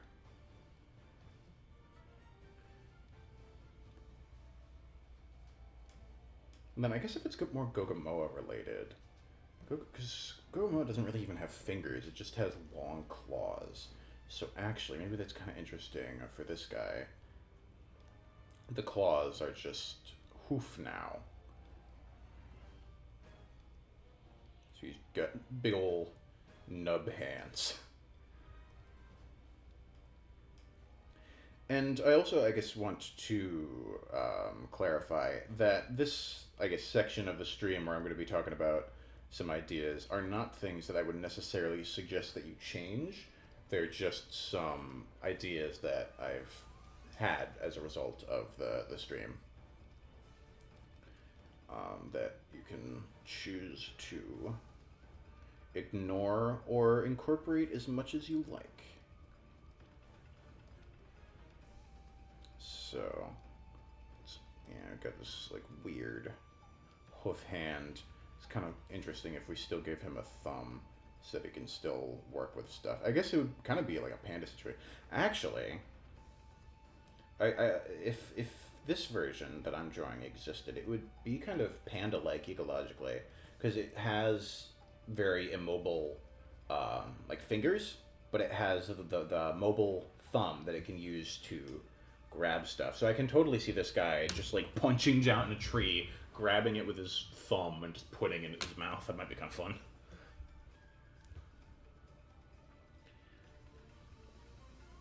So then we're like blasting hot steam out of there.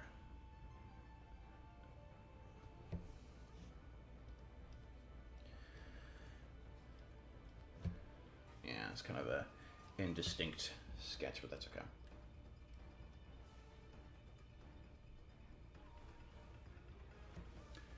So, what would a Gogamoa related version of this look like? I think Gogamoa actually does have a very gorilla-ish head.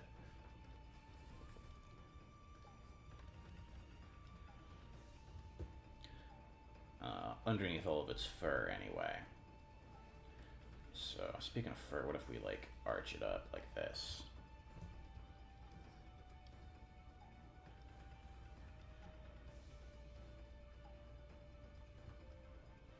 Have all the fur up there.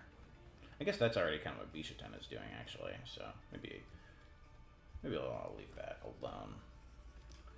What else is there? There is... what else is there to try, I mean... Ooh. Which monkeys are those? Is anybody in chat, or maybe you yourself, Jeremiah, do you know which monkey it is that communicates by, like, scraping their teeth together? I think it's Gelada's. Is it a Gelada? No, it's definitely not Gelada.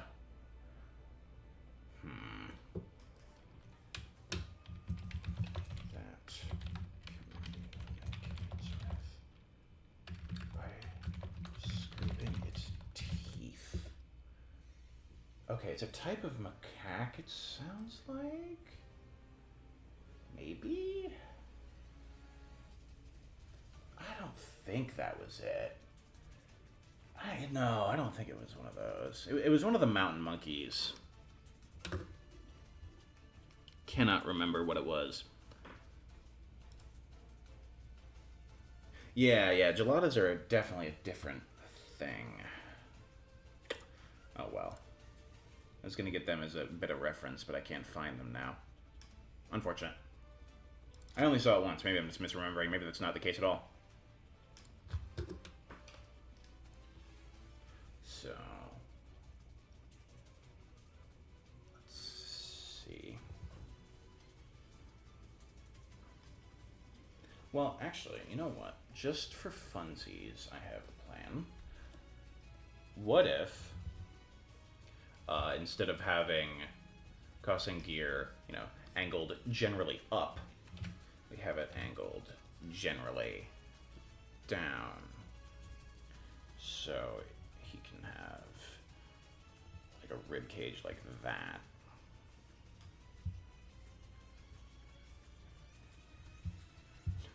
And then his face is down here. So yeah, so the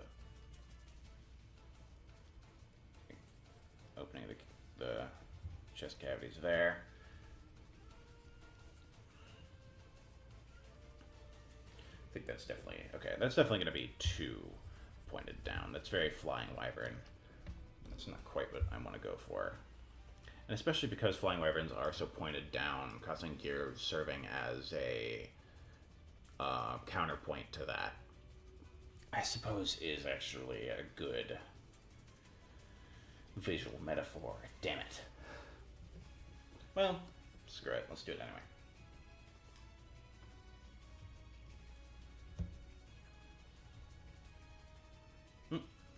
Oh, okay. You know, it's been a minute since Clip Studio froze. I'm not too mad about that. There it goes.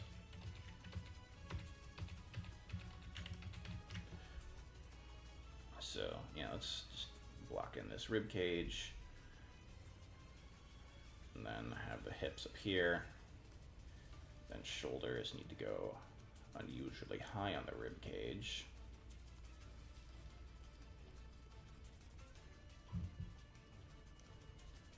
So now we have a head down here.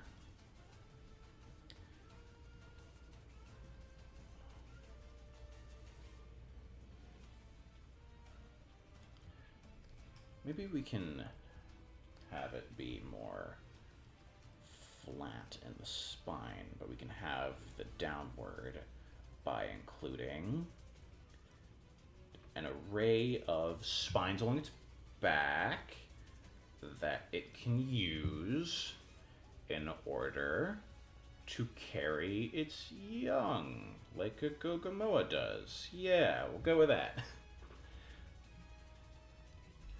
So it has like a basket that it can carry its young on it over its hips, which is also a very convenient place to mount from, given that the monkey rig allows you to sit on its hips or on its shoulders. Then again, I haven't mounted Chotacabra, so I don't know what the monkey mounts are in in wilds. They might be different. I'm not sure.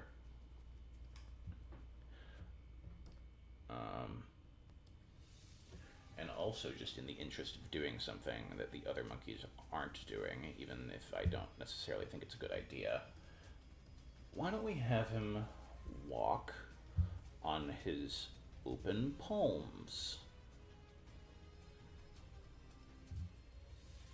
We'll definitely make him feel very planted.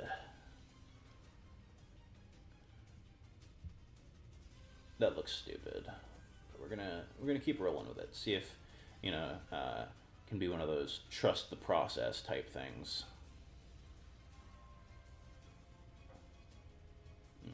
No, it is not. I give up. That looks like Ursuluna, and that's not what I want. Although, is Ursuluna a bad reference point for what I'm trying to do? I guess not.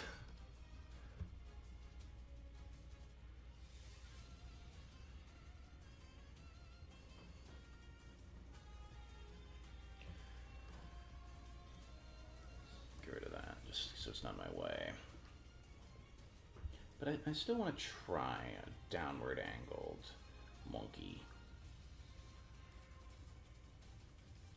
So let's give a very flat back.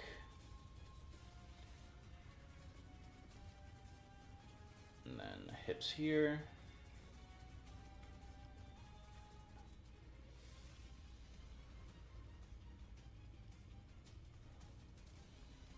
There.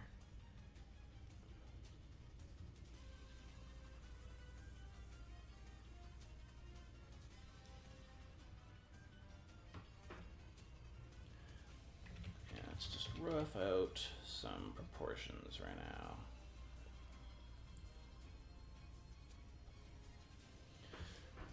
It is going to be difficult to get the arms to work and still have it pointed downwards. What can we do about that?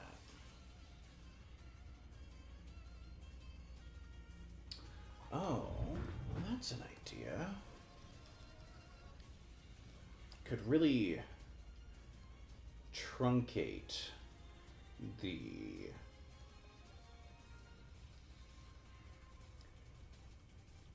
abdomen and have the shoulders be extra big,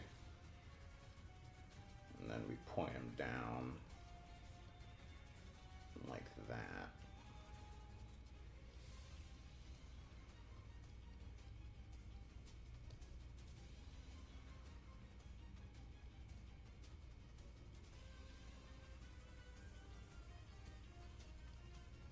Yeah, it's kind of fun.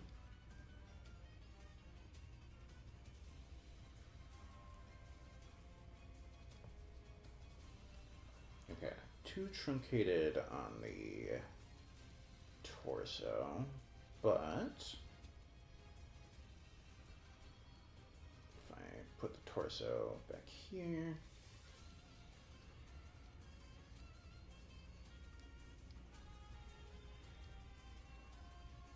like that. So what I'm kind of envisioning is that this guy exists in a hypothetical scenario where Kruka, what was the full name? I don't remember.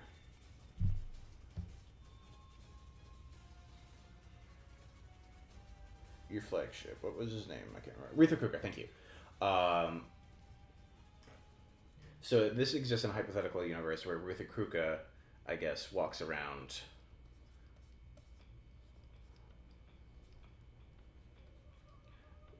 Here, you know what? I can do a better doodle. Let's do a better doodle.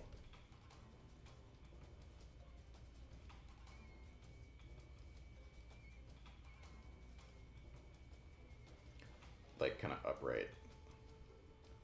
So we're pretending that this version lives in this universe. So shoulders are going to be big. Things like that.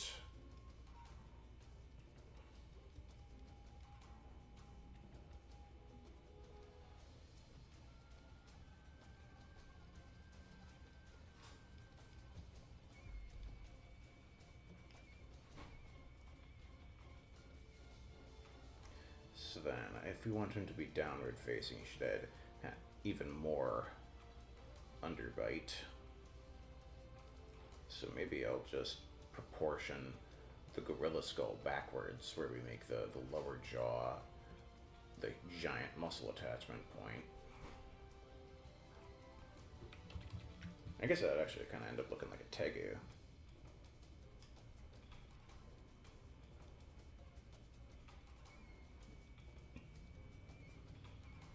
So there's the face and the skull.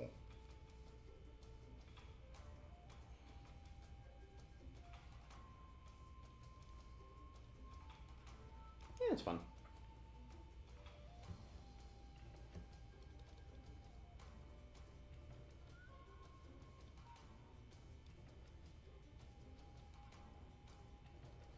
And just because this guy's back to fist walking, so I think it just brings his silhouette even more pointed downward. Foot. Foot.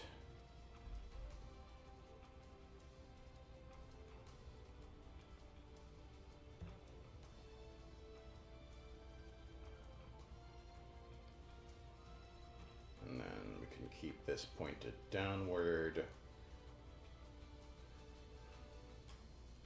Oh, you know what? I have a new idea for this monster that I think can help me do what I want to do. So, what if it has exceptionally long fur covering its front half so that it can be angled downward?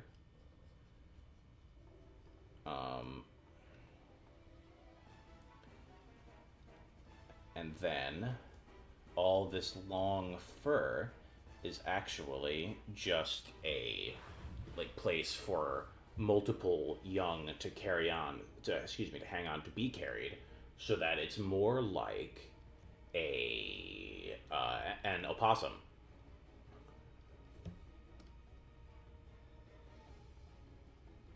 This is what Arkveld is doing. Okay. So yeah, Rithakuka is when I was saying earlier that Rithakuka is standing upright, I'm saying that the downward pointing version of what's it called of Kasengir is the downward pointing one exists in a universe where Rithakuka points up, because I think that makes kind of an interesting contrast, especially because most flying wyverns are downward pointed.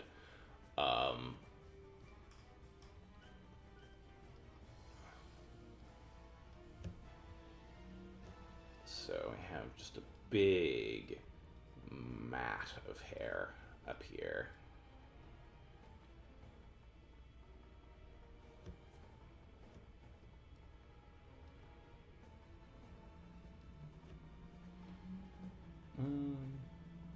And if we're pointing it so far down, we can make contrast with upward pointing horns. Why? Because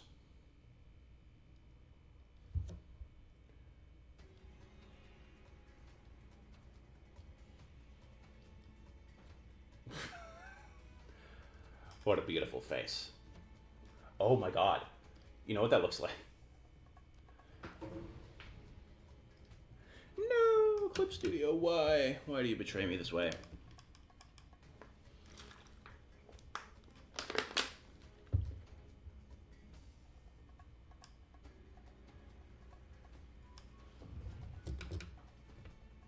Is it working now? Yes.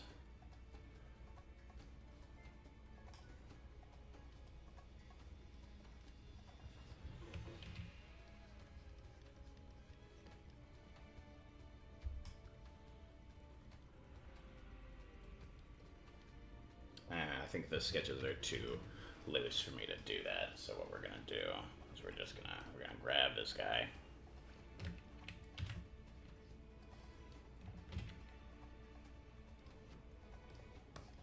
Take him over here.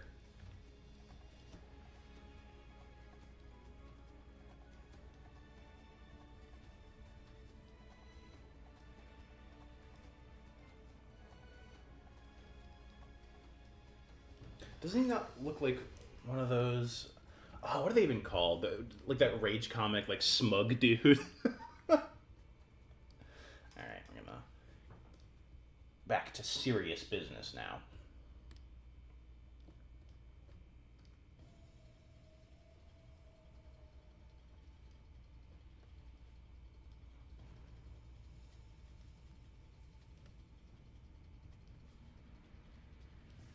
You know what? Let's just bury this dude's eyes. Just the most sunken eyes.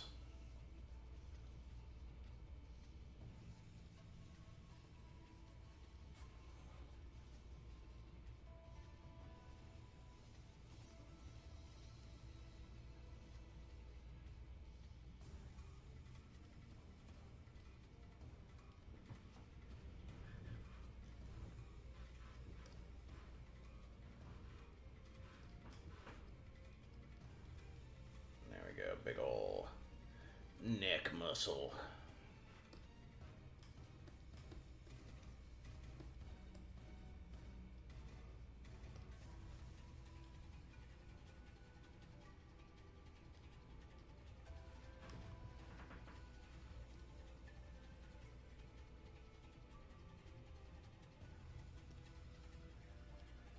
What's it remind you of, Jeremiah?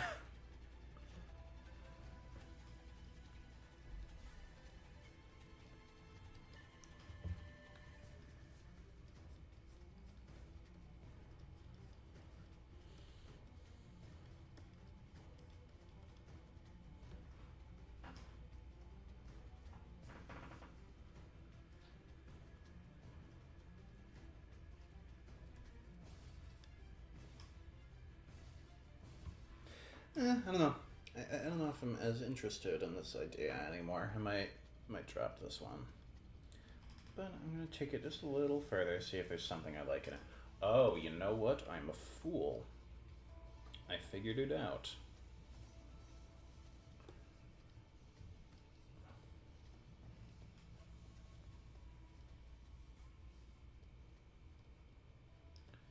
Just give it, like, attachment sites.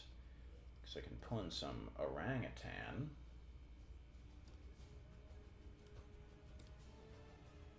Oh, okay. Yeah, don't recognize it. Yeah, I mean, I guess I get that. Looks like something, you just don't know what.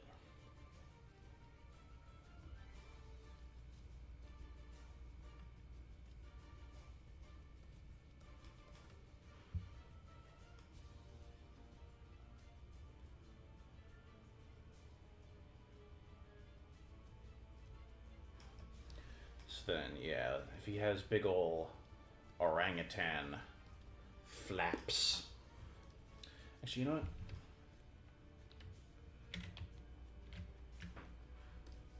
Let's make them droopier.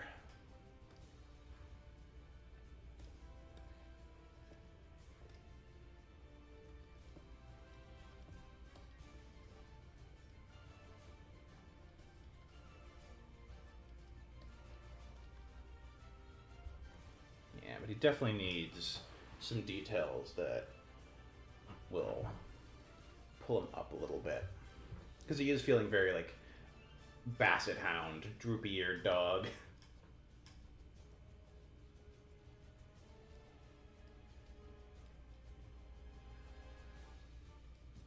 Let's see.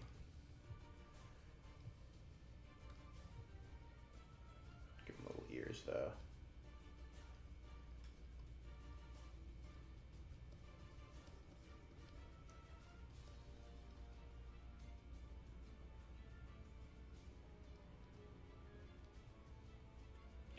Ooh, what if it's like water buffalo horns? But what if instead they're curling forward? Oh, there is actually a cow species that has a similar curve to a water buffalo but pointed forward. I don't remember what it was. I think it's a domestic breed, but I can't confirm that. Yeah, it definitely looks scrawnier, and I'm gonna work on that right now. Well, for one thing, I should give him his neck muscles back.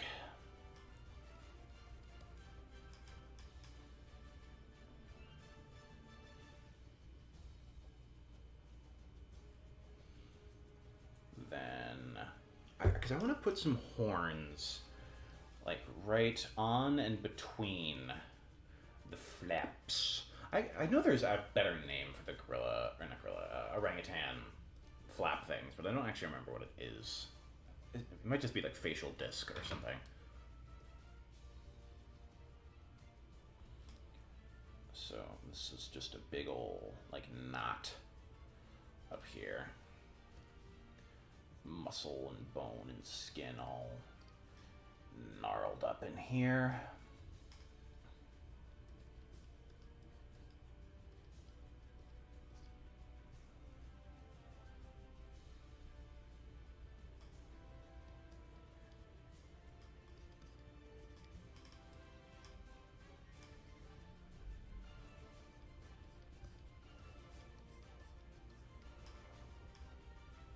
No.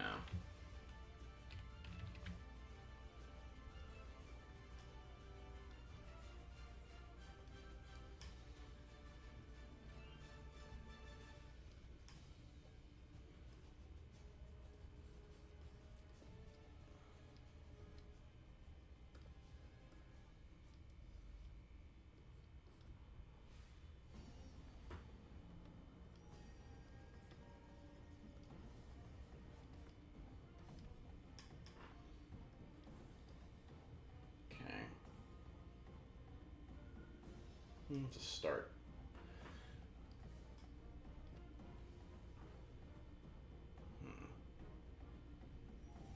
Maybe this version just isn't going to work. I can take some of the ideas from it and try it somewhere else.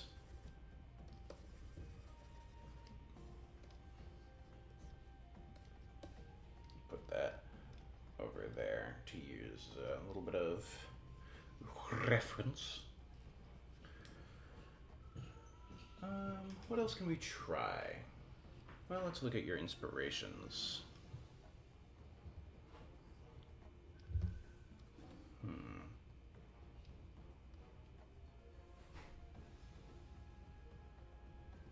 What do we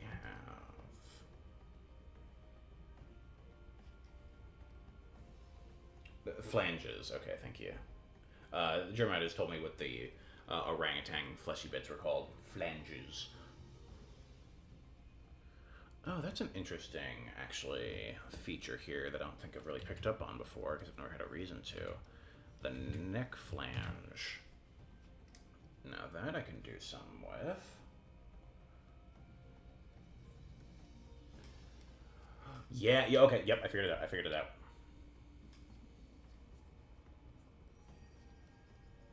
Okay, so we're gonna have big man sitting down.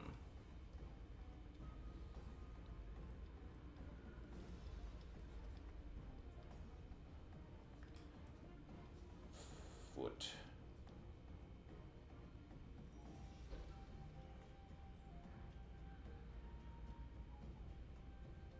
Foot.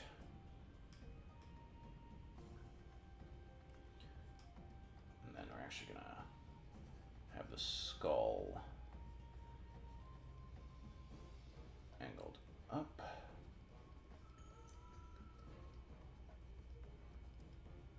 Because he's gonna have giant throat sack like a bullfrog. So let's pull in some bullfrog images. Actually, that would be very helpful to me.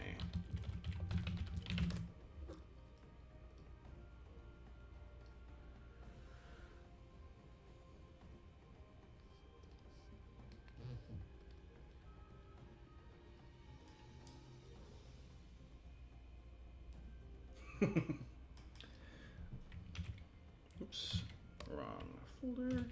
In you go. Oops. Alright, might have to actually go be able to see the thing. Come down. There we go. That's what I was gonna do.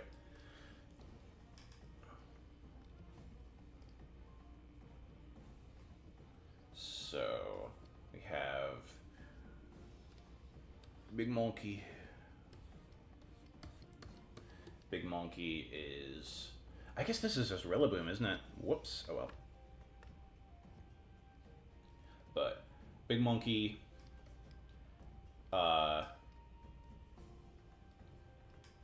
slaps his throat slash chest sack to make noise. Yes, and this is a thing he uses his water organ for, is he fills it or drains the throat. He fills or drains the throat sac in order to make different pitches. So it'll make lower tones when there's more water and higher tones when there's less. Or no, wait, the other way around. Yes, higher tones when there's more water. I think that's how that works.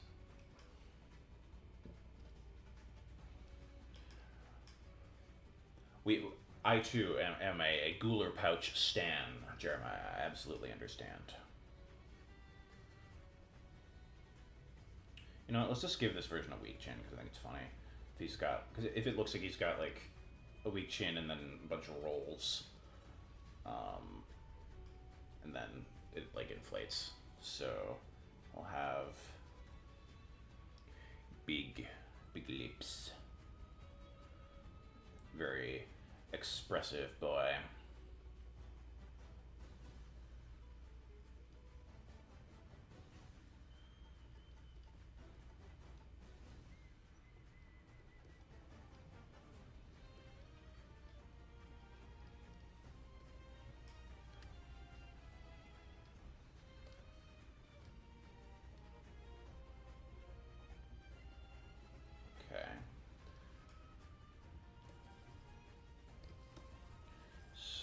I think we're gonna need to work on the pose a little bit just to make this more clear. Actually, you know what? we're just gonna, this is where the eye goes. This whole thing is skull. And then chest is here.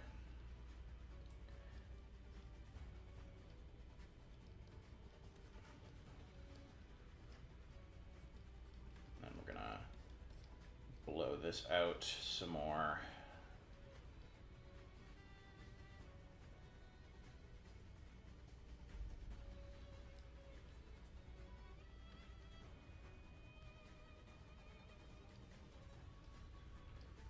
Let's grab the mandrill's face, because I'm imagining it like folding its lips back like mandrills do.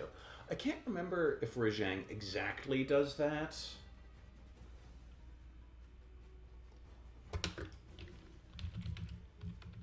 I know it peels its lips back, but I can't remember if it's as much as like flipping them backwards. Oh, it's not the mandrill. Ah, balls. What's the thing that looks exactly like a mandrill, but and flips its teeth back, or excuse me, flips its lips back over its nostrils so that its head, or excuse me, its teeth are visible, but its nostrils are not. Is that the gelada? Oh, okay. Well, maybe that's why I was thinking of it earlier.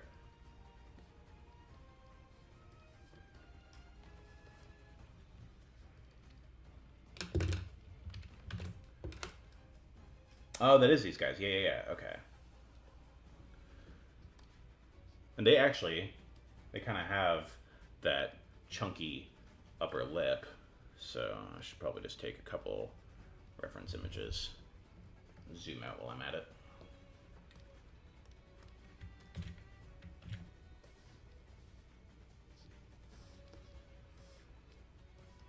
Accidentally rotated it. Annoying.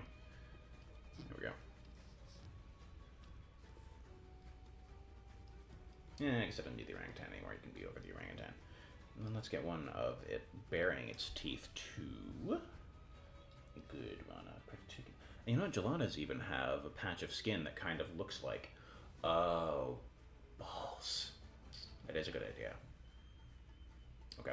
Anyway, I'll explain that in a moment. I'm still getting the reference image.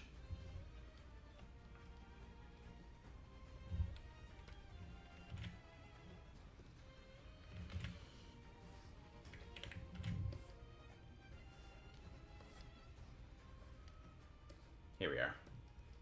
Okay, so what I'm thinking is, you see how the gelada has a patch of skin here and a different patch of skin here?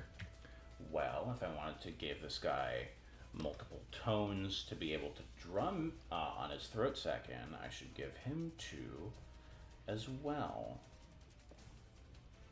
But they'll be like pressed up against each other when they're fully inflated.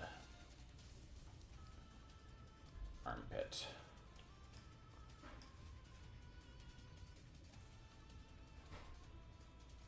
I actually really like how unimpressed the geladas look when they have their lips kind of pressed together like that. Because I'm assuming they have, I mean, they clearly have a lot of lip flesh for it to be able to flip over like that. So when it's all tucked away, it looks kind of funny. It's definitely too like cartoonish. Puff the Magic Dragon. Let's rework that a little bit.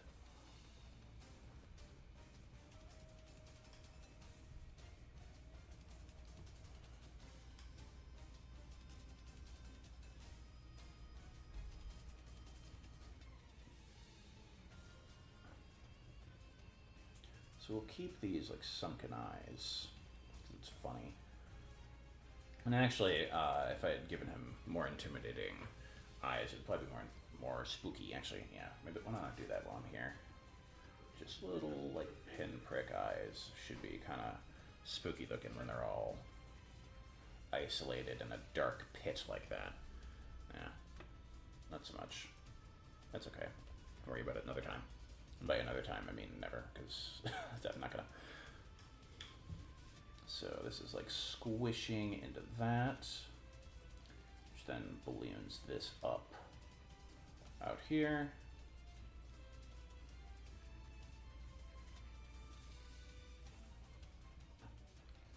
And then have the ribs stop here. Actually, here. It doesn't need to be quite that wide.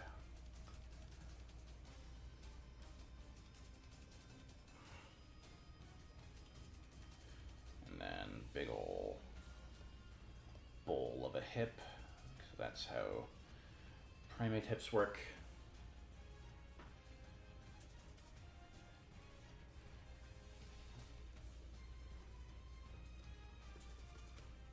And we can flatten this bit out here.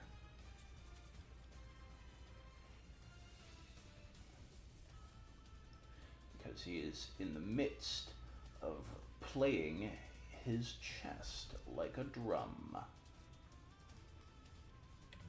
So maybe we should give him like almost gecko-shaped fingers. Just this big space, like a lot of surface area to slap with.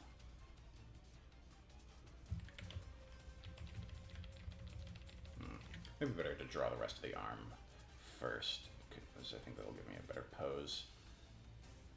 So shoulder is starting about here. And then that will go there. And then, perfect, that'll reach like that.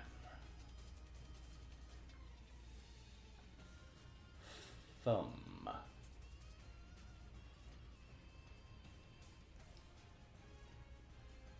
And let's just color this black all the way around. That does actually help quite a bit. Yeah, it's a little better.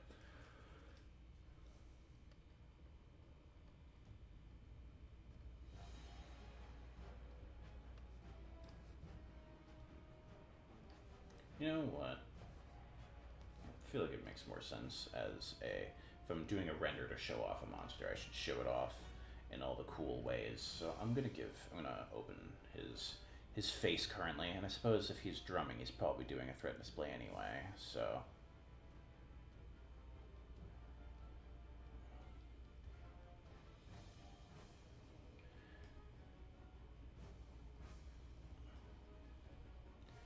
Fairly standard ape dentition here.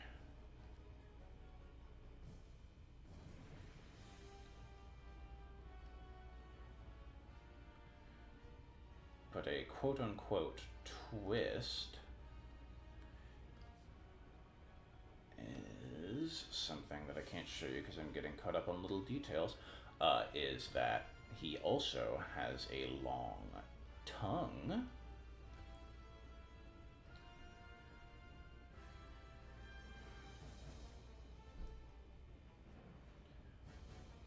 That is brightly colored, that he uses as an extra display feature. So I suppose this version of, man, I've been saying his name all stream and now I can't remember it. That's crazy.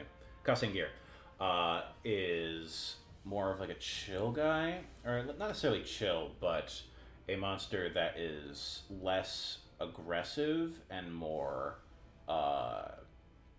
I guess less predator aggressive and more hippo aggressive is kind of the version that I'm creating right now. Which I guess actually kind of fits with him having a rounder, less intimidating looking face that he then like flips up.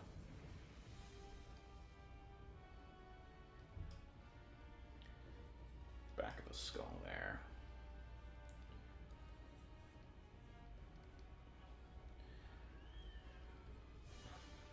So the fingers be doing that.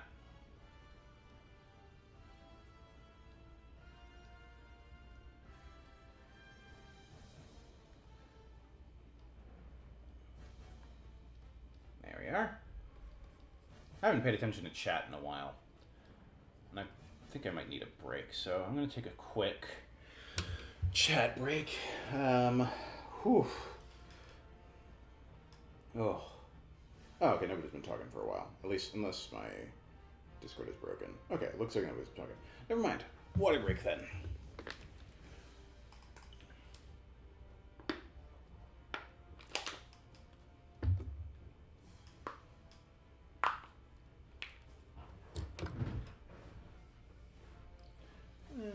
isn't not break activities. I can clean this up. Well, I'm just taking some sips of water.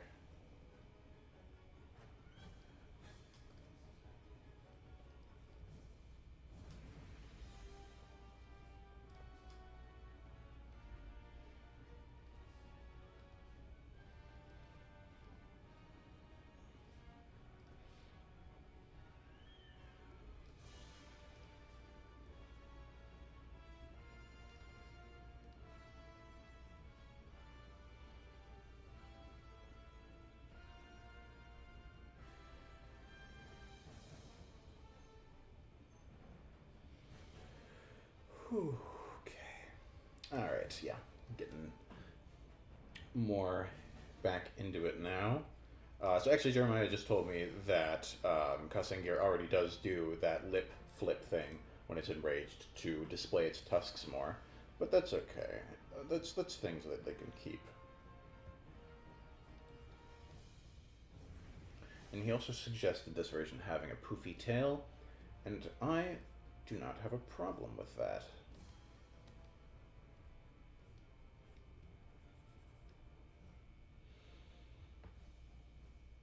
I think it deserves a poofy tail because is this even the thing it's called? Maybe it is, I'm not sure. But it should have a fluffy tail. Where is the... Okay, I can't remember the name of the item I'm looking for. 1 second.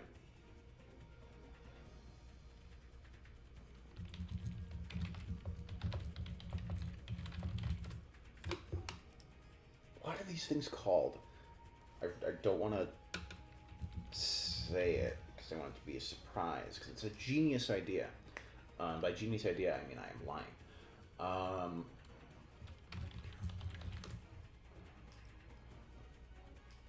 There we go. These things. I don't think this is exactly the right instrument, but this is a good enough reference for what I'm talking about.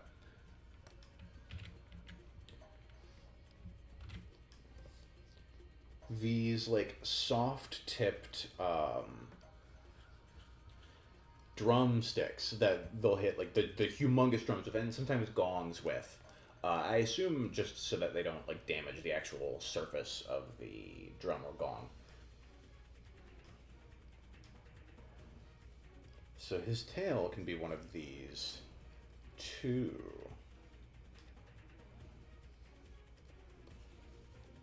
Oops, I am on the wrong layer. As per usual.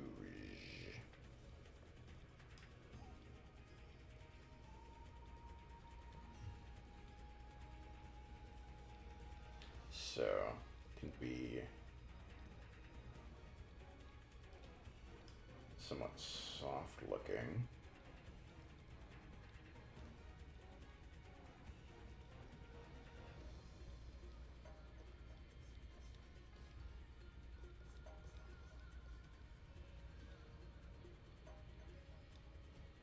There you go, it's kind of fun.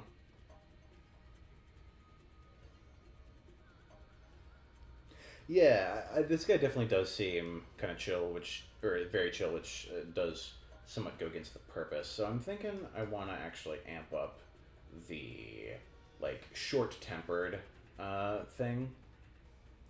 Because I'd like to envision that this guy is like a hippo or a gorilla in real life, honestly, where they'll leave you alone as long as you don't break their rules, but their rules are sometimes difficult to understand, and then you get mauled.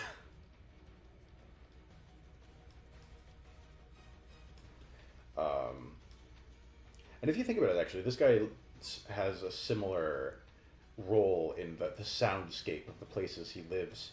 Because I'm imagining that he plays his, like, throat and chest drums like the same way a songbird does to intimidation to mark out territory.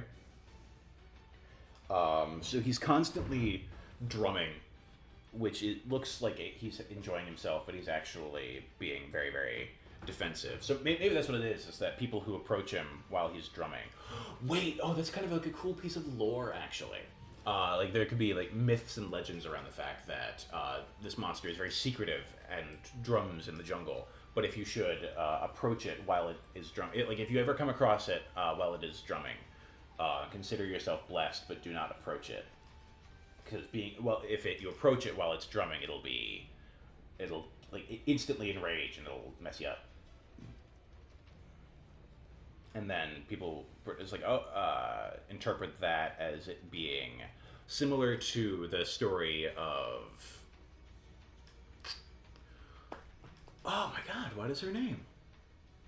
Apollo's sister. Artemis. Jesus, I don't know why I couldn't think of that. How there's that story, very famous stories, actually plural, of people who saw Artemis naked, and that's like a taboo, and they were instantly killed for it, smitten, but in the God smiting you, not smitten as in falling in love, although that is probable, given the moral of the story is that you should leave goddesses alone. But anyway, it could be one of those things where, the drumming is sacred and you will be smitten for interrupting it. It's not something that mortals are ever meant to lay eyes on, or something like that. That might be kind of fun. Gotta make these wide fingers.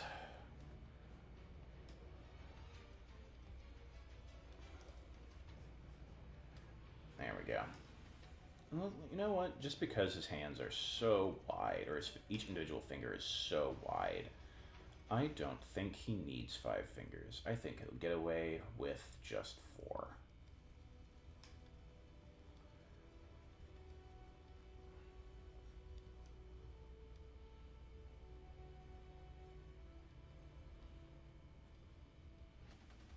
One thing that I'm actually hoping can improve about these community streams in the future is as I'm doing art more often, I'm hoping I can get a lot faster, because that has always been the main limiting factor in how much art I can make and how happy I am with it, is that I'm just incredibly slow. So hopefully as I do more streams like this more often, I can do them faster. Maybe I can eventually cover more than one monster per stream. But for now, I definitely don't have that capability. I don't think I want to give him the regular ape legs.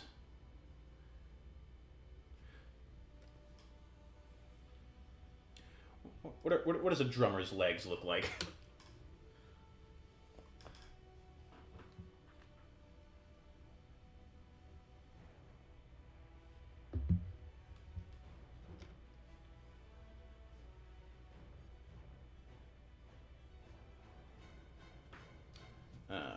I'm assuming gelatas have... Yeah, I can't really see their feet in that image. Gelatas have fairly standard monkey feet, I'm assuming. Yeah, fairly standard, like ground monkey feet.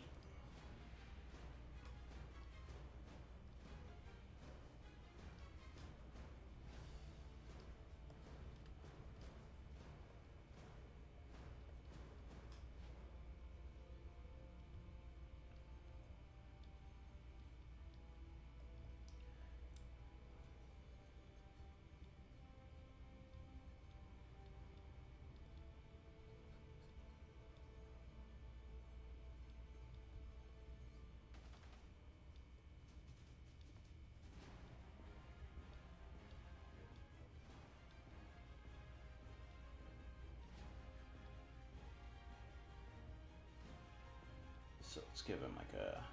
But Jeremiah suggested just going full gelada with the feet, but with bigger claws, and I think that is appropriate. So that is what I will do.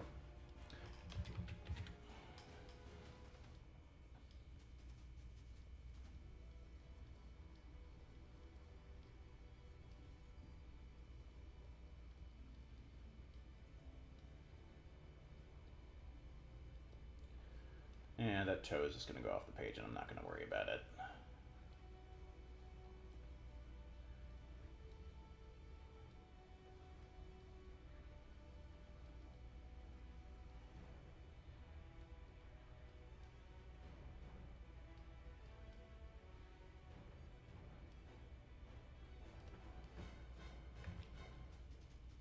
Yeah, that's a monkey foot.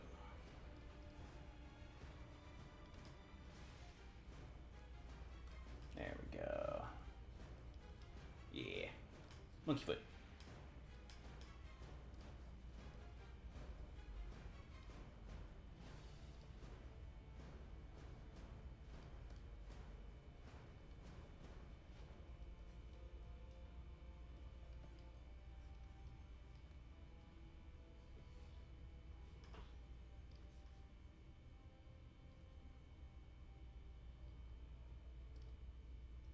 Oops.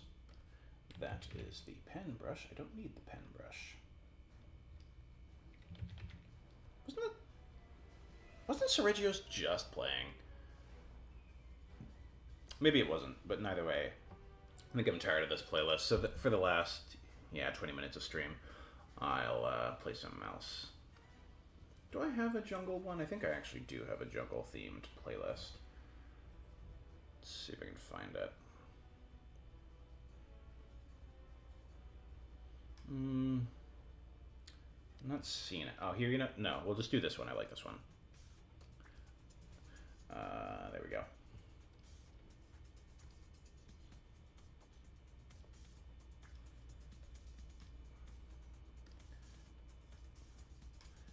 We're actually just going to drop the ref layers so I can see a little better. Because I am coming to the close of this stream here. Because we've been going for about... We will have been going for about 3 hours in a little bit. I would have liked to have gotten more iteration stuff done. But I think, given that Jeremiah has a pretty good handle on exactly what he wants from this monster anyway, I think that's going to be okay. That's very Yannick. I don't think I want that to be straight up a vagina. Let's try, like, more octopus siphon. Nah, does he even need it? Because I guess I was still keeping in the back of my mind it having the little water spritzer in its wrist, but I don't know. I don't think he needs it. Because, what is he even using it for at that point? Like, I guess he could use it for, like, sumo pushes. But, yeah, I don't think he needs it. Well, no, I lied. I'm still going to give him that. Because it could be fun. So he's going to have, octopus, like, siphon thing here. But it's closed right now, so it looks like a booty hole. But that's okay, because that's just what sphincters look like. And if you have a problem with it, you have a dirty mind.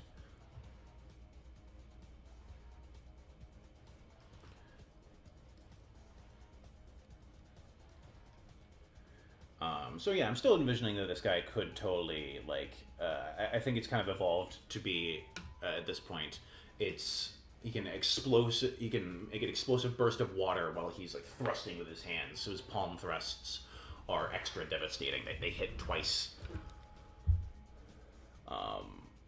So yeah, maybe it's even as funny as, like, laser beam. So he just has, like, a real tiny spritz of water, but it's super high pressure.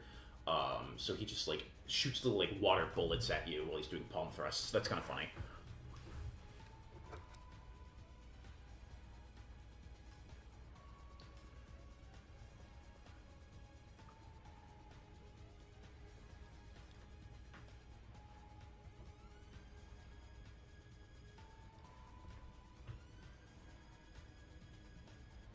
And maybe we can still keep that, like, broadened hip plate thing. Yes, we keep the broadened hip plate thing because on the rare occasions that they are hanging out together, they can so the social activities are grooming each other, as of course all monkeys do, and this also, like, mimics the, like, gelada. Actually, do geladas have the baboon butt? I thought they did. But the baboon butt thing, the big ol' brightly colored patch of skin, I don't think geladas have it, actually. They don't look like they do. And if they do, they're always sitting on it, so I imagine that they don't, because that would be an important display structure if they did. Not the Kasengusi. Awful. Awful. Death. In fact, I'm banning you from the server. Goodbye, Jeremiah. Kasengusi will never be forgiven.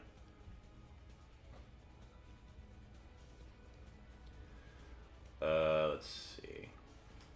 But yeah, he's got like a big ol' flange. He's got a big old flange over his hips that the juveniles can use to ride on, or the other adults can like play on it. Like, you know how dogs love butt pats? So does this guy. This guy really likes butt pats. Okay.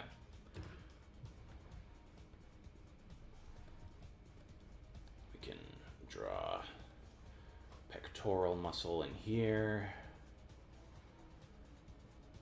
Because what is the pectoral does go into that muscle. Okay. So we're gonna erase stuff there. Pectoral goes into that shoulder muscle. And then this one goes into the other one, armpit.